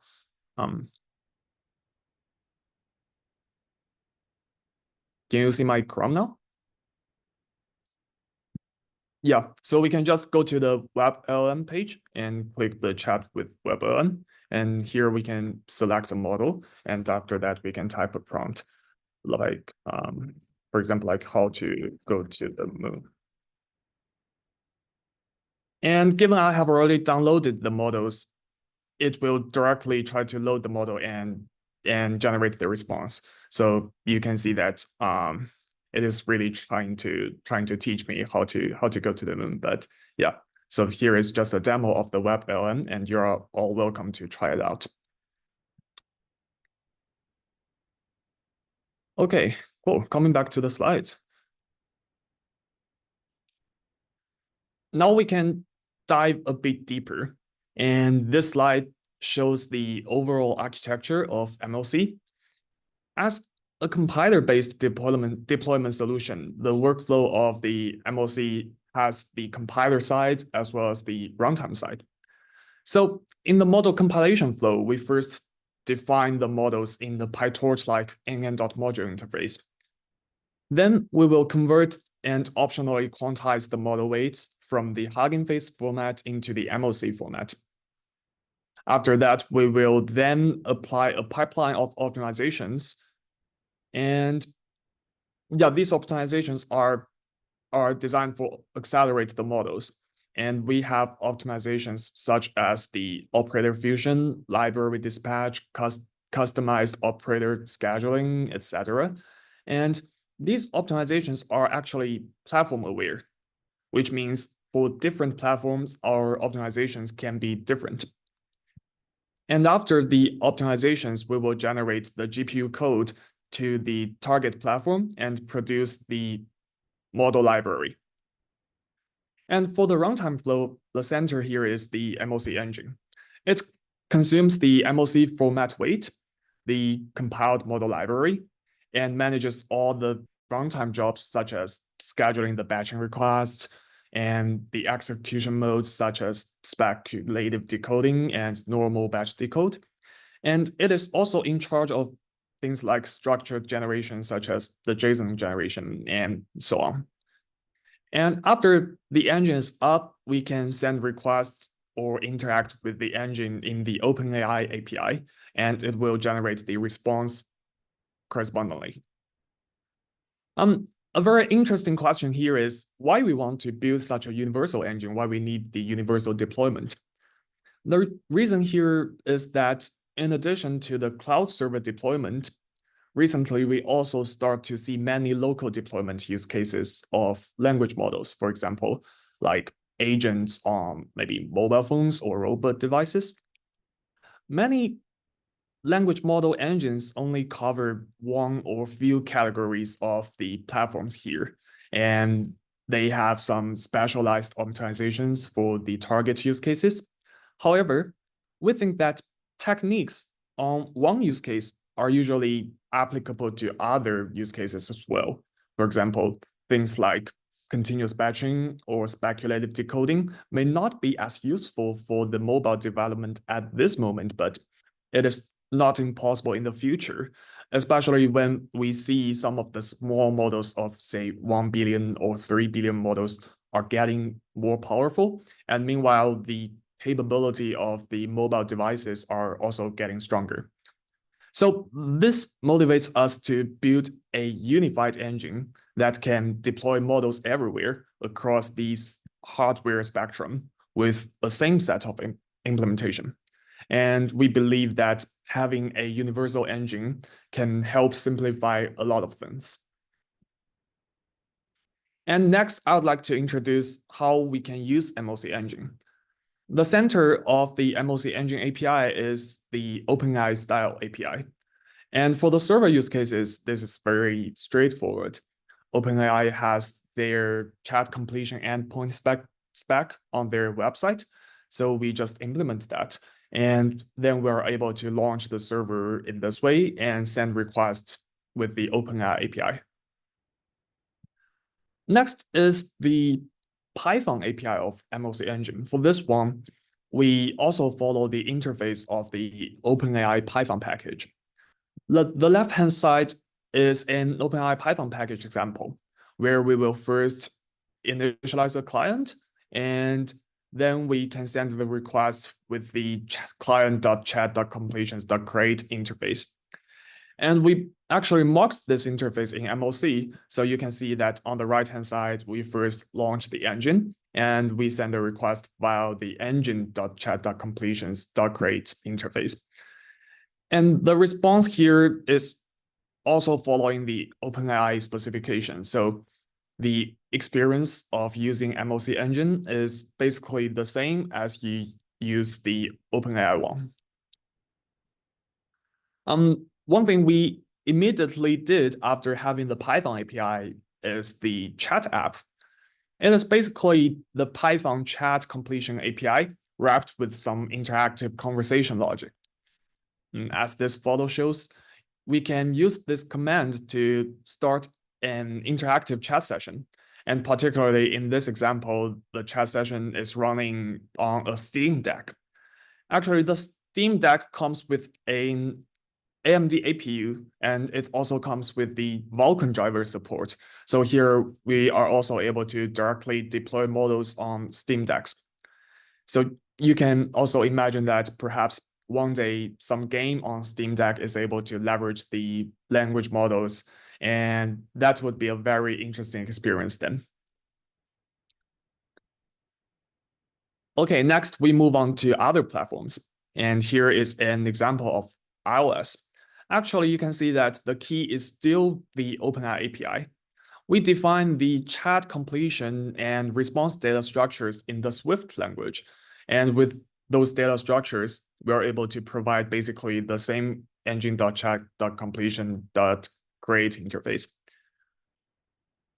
And things are also the same for Android. And we also have this interface in Kotlin for the Android applications. We also do the same thing in TypeScript to support the WebLM that I just showed before.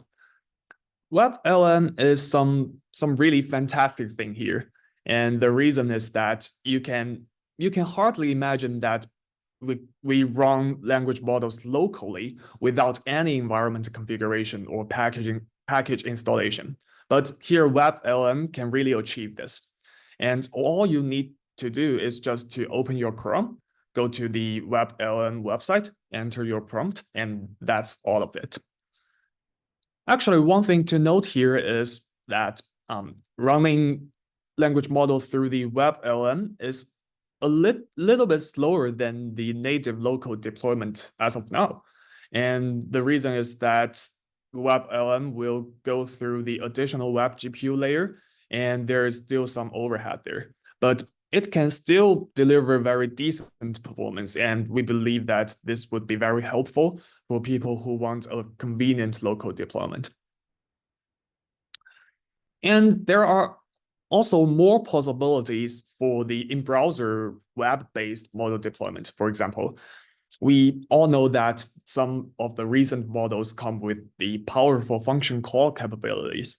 We can actually leverage this capability to develop agent tools and integrate them into browser plugins that are driven by WebLM. And here is one example tool that our team is building. It is called WebLM Assistant. And in this GIF, you can find that we can leverage the assistant to help rephrase a paragraph and make it more concise.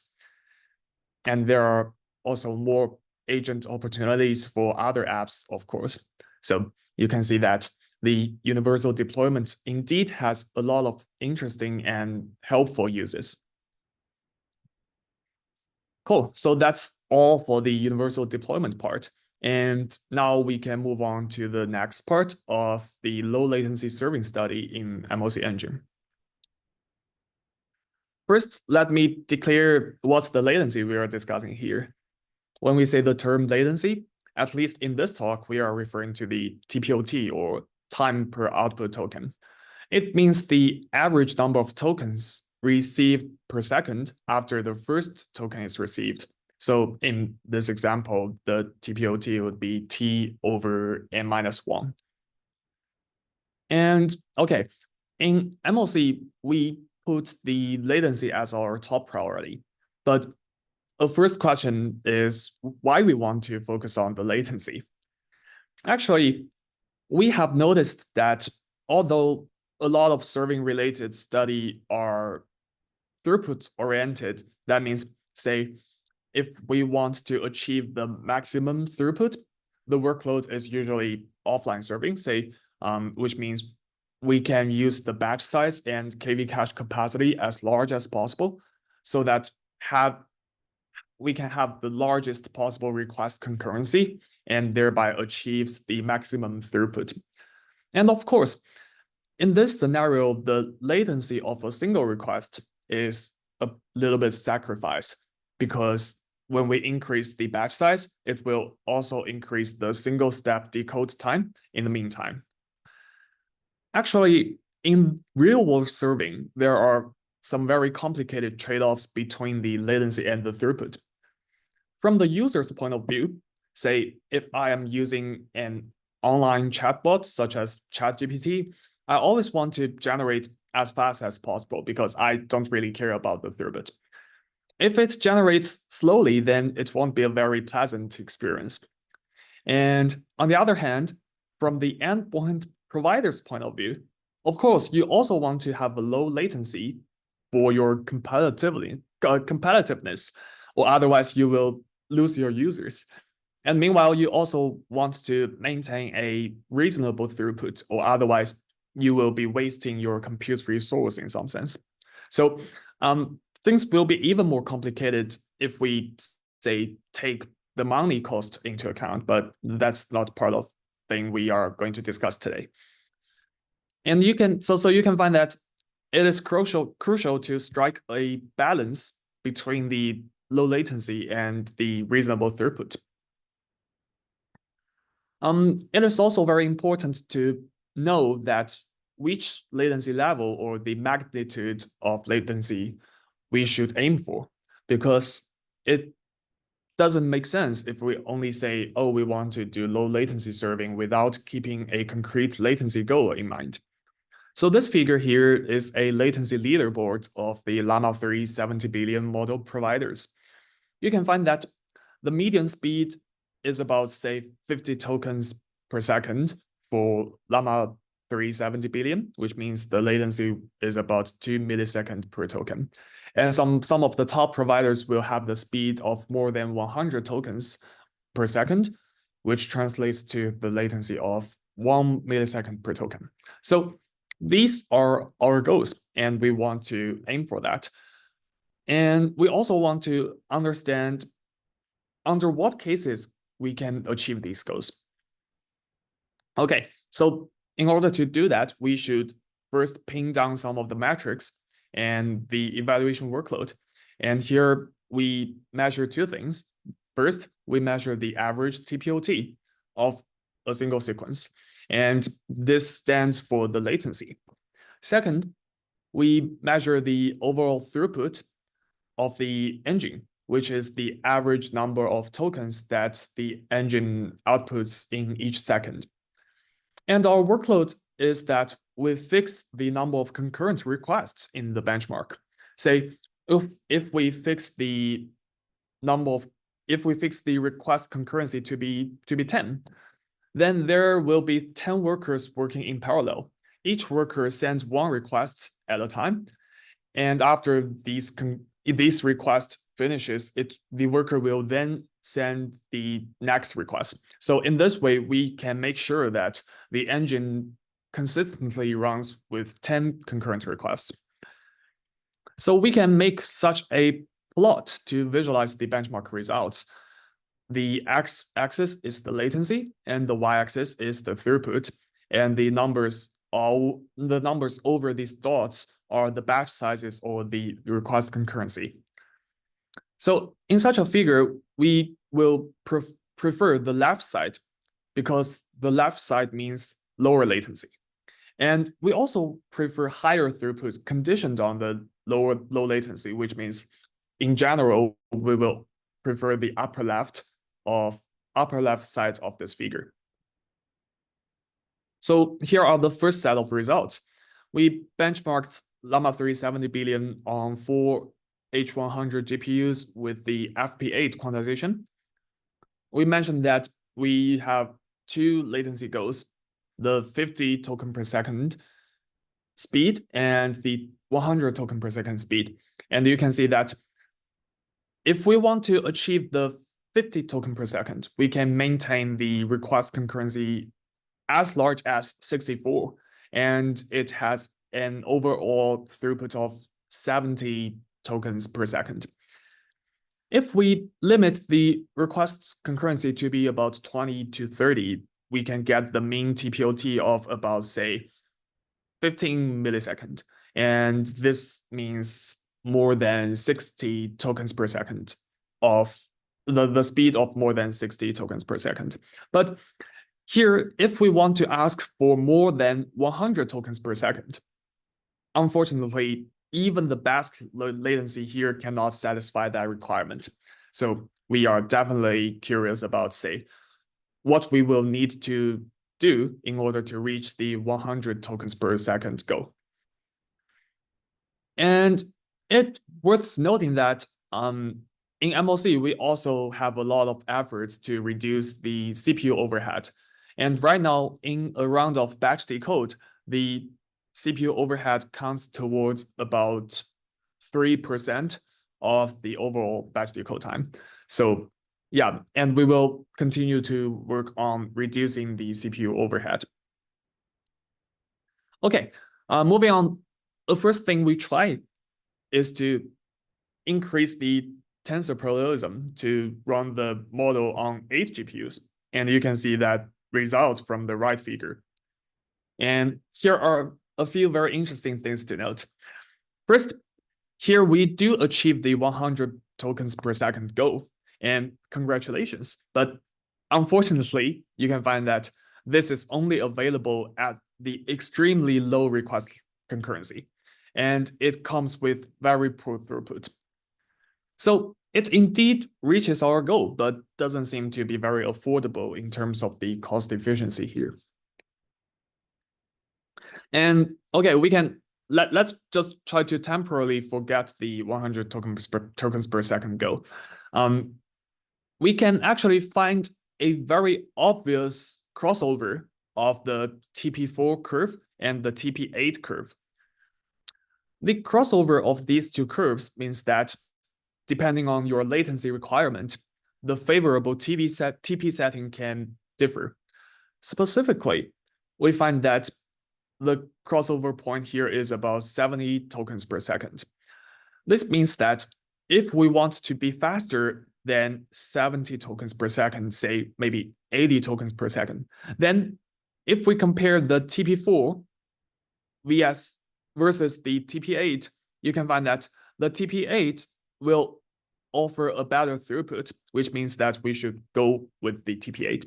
But on the other hand, if the latency goal is below the 70 tokens per second, then TP4 here will deliver better throughput and is more favorable.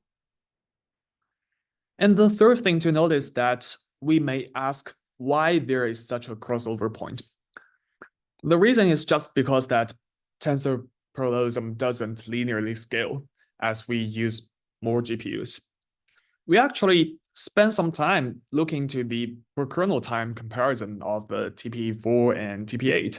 And the finding is that some of the gem kernels and the attention kernels in the TP8 do not scale in a way that aligns to our expectation. Okay, so after studying the impact of tensor parallelism, the other technique we try here is the speculative decoding. We use the 8 billion Llama 3 model to speculate the 70 billion model. Speculative decoding is a large language model decoding technique. It means that since language model inference is memory bound, we would hope to reduce the memory load, but meanwhile being able to decode more tokens. But normally we just cannot achieve this in the autoregressive batch decoding.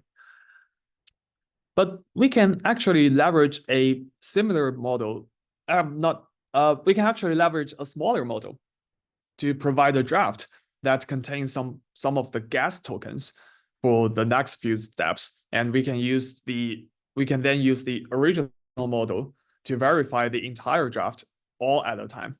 And this can effectively reduce the overall model weight load as long as your draft model prediction is reasonably accurate. And meanwhile, it can also help accelerate if your draft model calculation is much more fast. Is much faster than the original model. Actually, as of now, most of the speculative decoding study focus on the single sequence decoding scenario. And spec decoding is often considered as less effective in the batching scenario. This is mainly because a lot of people think that in the batching scenario, the decoding is no longer memory bound, so it doesn't bother to apply the spec decoding here. But for us, we still want to understand whether spec decoding is helpful or how helpful it is. So we benchmark the case where we use the 8 billion model to predict the 70 billion one, and you can see the results on the right. Actually, a very clear message is that spec decoding is indeed helpful in our low latency regime. With spec decoding, we are now able to achieve our goal of, say, 100 tokens per second with a concurrency of 16. And this is definitely more affordable than the normal batch decoding, where we can achieve that only with the batch size 1. And it is also worthwhile to note that spec decoding for serving actually involves a lot of system challenges.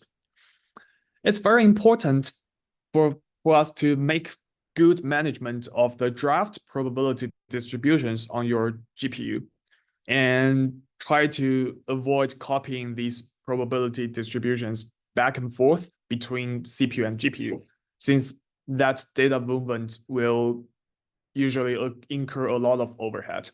And that also means that we will need to have corresponding GPU kernel to verify the draft model's possible probability distribution. And there are many other challenges as well. The third thing is that we find that spec decoding may have a very good potential of being applied on mobile or edge platforms. One clue is that we find that on the shared GPT dataset, the latest Llama 3.2 1 billion model has a very decent acceptance when speculating the 8 billion model. So you can imagine that if we can find an end-to-end improvement in such cases, then this can be very helpful for the mobile deployment. And it also calls back to the reason that why we want to build MLC as a universal deployment engine, because we think that optimizations can usually be applicable and helpful to a lot of places and platforms. Yeah, so that's the MLC-LLM we introduced today. We talked about the universal deployment and the low latency serving study. And in the future, some of the roadmap directions will be more complete multimodality support across all these platforms, as well as more speculative decoding study for the low latency regime that we are interested in. And that's it for my part, and I hope everyone enjoy it. Here are our GitHub repo and documentation links, and please check them out. We will appreciate it if you can give us a star and also try out MLC. And we also have some web LM playground on the Hugging Face, and please try it out. You can also check out our blogs for more details about the topics we covered today, and feel free to reach out to us through the GitHub, Discord, or email if you have anything to discuss. I guess I can end my talk right now and first pass it to Yixing for the XGrammar introduction, and I will try to answer some of the questions using text, or if we have more time in the end, we can also answer the questions live. And thank you for listening.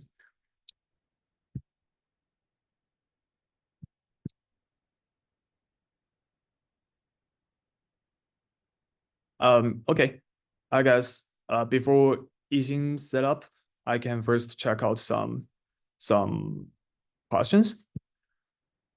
First, Eden asks that does MLC support TPU? Right now we don't support because I guess the TPU it is not fully open source in terms of the interface.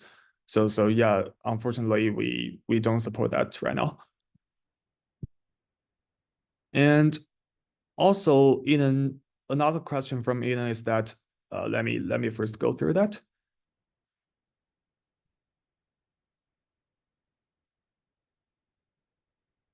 Yeah, the question is about the FP8 KV cache and FP8 attention. This is actually under development. So right now the mainline MLC doesn't support it, but it is still under development. So yeah, that's basically what I can tell right now.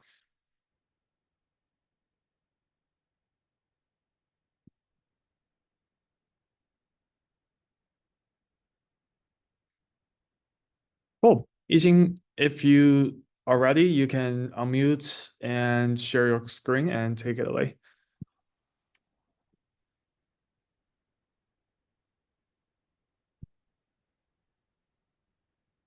And if you have more questions about MLC, just send in the Q&A and I will try to answer them.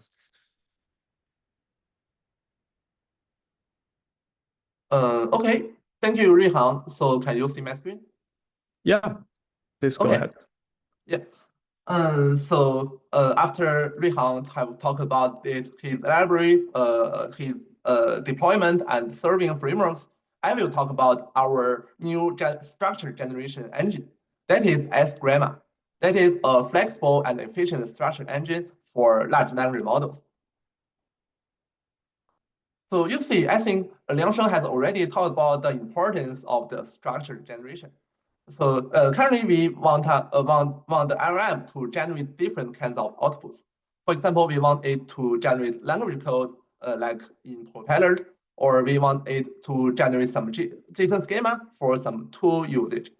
Or we want it to generate some DSL, like in some robotics circumstances. Or we want it to generate some regular experiences. So the key is most of these structures can be described as the context-free grammar. So that is a universal grammar that can describe most of the languages. Although some languages like Python, they can be described with DFG with another state. So it's important for LLM to generate according to some given context-free grammar. And how to achieve that? So a common method for that is the constraint decoding. So that is, you see, we have a mask generator. So that generator will provide a token mask in every LLM iteration. according to the given structure and according to the prior output. And that mask can be used to mask out certain logits on after LLM generates some logits. So then these masked tokens will not be generated. And these tokens are just like the invalid tokens according to the structure. So by ensuring every output token adhere to the structure, we can make sure the whole output of the LLM satisfy the given structure. However, the overhead of the mask generator is crucial. So if the mask generator is very slow, it will slow down the whole generation process. So that is not what we want. So that is why we build XGrammar. So it is a flexible and efficient structure generation engine. So it has several features. First is it has great flexibility because it provides full support for the context-free grammar. And then it has a good efficiency, so because it achieves SOTA performance on constraint decoding. And also in our end-to-end benchmark, we found it achieves zero overhead JSON schema generation. So that is super fast, and that is like what we want in our serving framework. And then it has a great ability of integration. It is easy to integrate with existing LLM serving frameworks, and it has already been integrated with different frameworks, including MLC-LLM, SGLang, what we just talked about, and WebLLM, etc. So let's see some demonstration of the XGrammar. So basically, you just provide a grammar to our library. Let the grammar can be like a context-free grammar that is described in like this form. Or you can provide a JSON schema. Like you can provide a pedantic schema, or you can provide a pure JSON schema to our library. And then you can make sure LLM outputs according to this grammar. So you see the first, we output a lot of parentheses, or in the second, we output a JSON. And then let's see our results on the efficiency. So you see this is our unit benchmarks. So please note these benchmarks are still preliminary, so maybe we will update it later in the future. But the point of this figure is that first we need some amount of pre-processing, but then we can achieve much faster time in the runtime masking. So you see we are much faster than outlines, both in the pre-processing time and the runtime masking time. And although we take more time in pre-processing, but we achieve much faster in the runtime masking than llama.cpp. So you see the unit in this masking time is microseconds, so it's really small. So it achieves, in the worst case, it only takes more than 100 microseconds in the for the grammar. And we also integrate that to different inference serving engines. So you see, this is the result. So the integration with MLC-LLM demonstrates our zero overhead constraint decoding for JSON schema. So you see, in prefilling or decoding and for different models, we will always achieve similar performance, no matter XGrammar is enabled or disabled. So that means if we have another XGrammar in our library, it will not take another time. So that is about our integration with MLC-LLM. And the second is the integration with SGLang.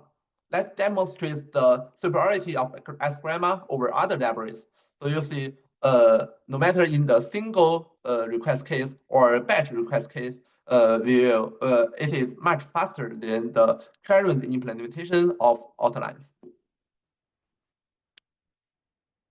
So why is it so fast? So we will talk about the key optimization of our library, that is the token mask cache. So the insight is that when we are generating a mask, we do not do all the computation at runtime. but we do a lot of computation in the pre-processing stage. So we found that most part of the mask can be pre-computed, although a few remaining ones need to be detected at runtime. So you see in the right figure, we have the prior output, and we use automata called push-down automata to parse that. So this is the parsing state. And then we will use the token mask cache to generate like a cache token mask. And the cache token mask have a yellow part. You see this is what we need to detect at runtime. And the rest part, we can just use it in the token mask generation. So you see, if we can reuse most of the computation from the pre-processing state, we will reduce the computation required in the runtime stage. So that is why we are much faster. Also, we have a bunch of optimizations, systematic optimizations, but I will not cover them because the time is limited. But later we will release a paper talking about all the techniques we use in XGrammar. And then I'd like to provide a tutorial about how to use XGrammar. So it is about its usage. I think that is quite important for you guys because that is how you can integrate that into your own serving framework. So you see, first we have a data structure called XGrammar to describe the grammar. So you can provide the grammar specification in the extended backstore form. So that is the common format used in most compilers when they are planning to describe their own grammars. And then you can also specify the name of the main rule. By default, it's main, but you can customize that if you want. We also provide some helper functions to create a grammar of your own. That is very convenient. For example, we can generate the grammar of JSON, or we can generate the grammar of the provided JSON schema, or we can just generate a grammar for the given string or multiple strings as multiple choices. And then we can also concat different BF grammars, or we can provide a radix to convert that radix to a BF grammar. So these are convenient functions to generate your own grammar. And after talking about grammar, I will talk about the grammar matcher. That is the key data structure in our library. So you see, first you construct a grammar matcher with a grammar and a tokenizer information.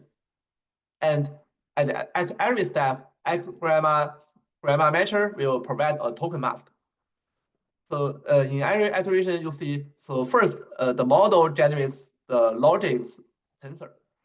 And then grammar matcher will generate the base mask. And that can be applied to the logics. And then you can use the sampler to sample the next token. And finally, you can use the new token to update the state of the grammar matcher. So that is how we use that in our pipeline.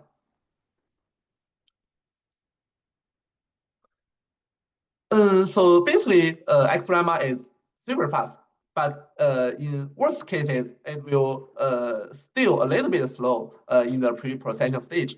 So it can take like 100 or 200 milliseconds. Although that is much faster than other structure generation libraries, but it may still take some time. So to solve that question, we provide a mechanism to cache the pre-process result. So you see, we first provided a data structure called grammar matcher init context. That is what we use to init a grammar matcher. So the construction of this init context is slow, but construction of the grammar matcher with this context is very fast. So you can construct multiple matchers with the same grammar, so by using the same init context. And another thing is the grammar matcher init context cache. So it's a little bit long name, but we need to consider the common case of LLM serving. So we will have a lot of different requests, and each request can have different grammars, right? and but different requests can share the same grammar. So we can provide a cache for this unique context. So if we provide the grammar to this context cache for the first time, it could be slow, but for the second time, it could be very fast. Okay, so also these pre-processing can be run in parallel. So they can like you can do this pre-processing in a asynchronous way instead of like synchronous doing all the things. So that is the usage of our library. So that is really easy. So our library features a simple set of APIs. So that is really easy to use. Also, we have already integrated with a lot of LLM serving frameworks. So XGrammar is designed for easy integration, and we have cross-platform support because we have a set of C++ and Python and TypeScript APIs. So we can deploy it even on your like mobile phone or in your browser. And also, XGrammar has already been integrated with SGLang, MLC-LLM, and WebLLM. And we are also working with DeepSeek to integrate our library to their inference data framework. Well, also XGrammar will be open source and released later this month. So you can check that out when we release the blog and the paper and the project. And you can try it now. So like you can scan the QR code on the right corner, and you see you can run it on WebLLM. So WebLLM is completely running on your own web browser with great efficiency, and you can like just customize the EBS grammar and use that grammar, and you can select the model and to generate some output. And also you see the speed is quite it's great because you see so per token our overhead is like really small, like 0.07 milliseconds. So it's really fast. So it is helped with Charlie Run and Nestor from Samuel Kisley's lab. So thanks. So that is all of my talk. So if you have any questions, please ask. Thank you.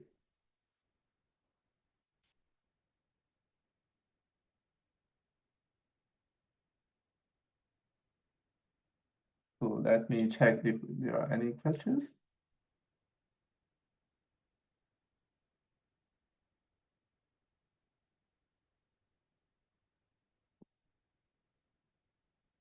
Seems I didn't see any questions here, but yeah, feel free to ask if you have any. There is one question about from Fate Jim. Ask how Okay. to join the development community and Oh, participate I in see. thread construction. Yeah. So we will open source our project on GitHub like later this month, and after that we will release the blog and talk about these things. So feel free to join that at that time, and thank you for the cooperation. Yes, it's open source, but we are still undergoing some tests because we wanna like ensure the effectiveness and the efficiency of our grammar library. So it will still take a little bit time.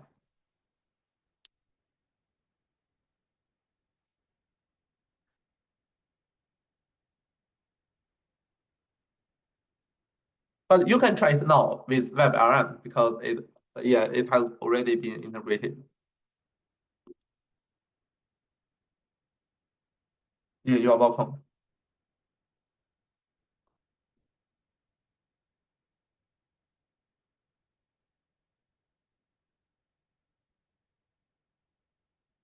Okay. So yes, it's use your own local. Actually, it use your own local GPU to compute. It utilizes a technique called web GPU, and it can run on your own like laptop. Yeah, using your own GPU. Yeah, the web does not require the network, and it runs purely with your native local GPU. Yeah.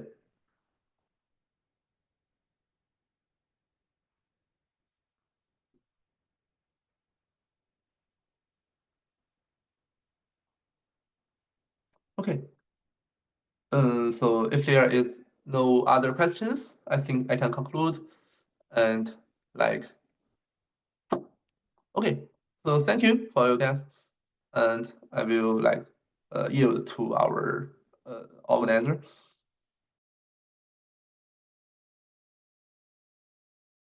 I see. So I can provide that.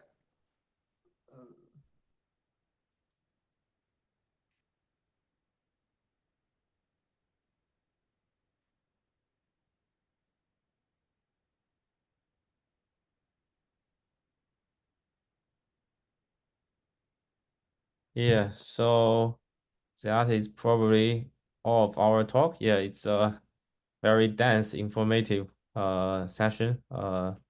So yeah, I guess yeah, that's probably all from our side. And yeah, we all have the related link to the code and to the Slack, so you can always follow up. And later when we gather all the slides and the video recordings, we'll send an email to all of you, and hopefully maybe next time we can organize something similar. Yeah, so yeah, see you. That's all.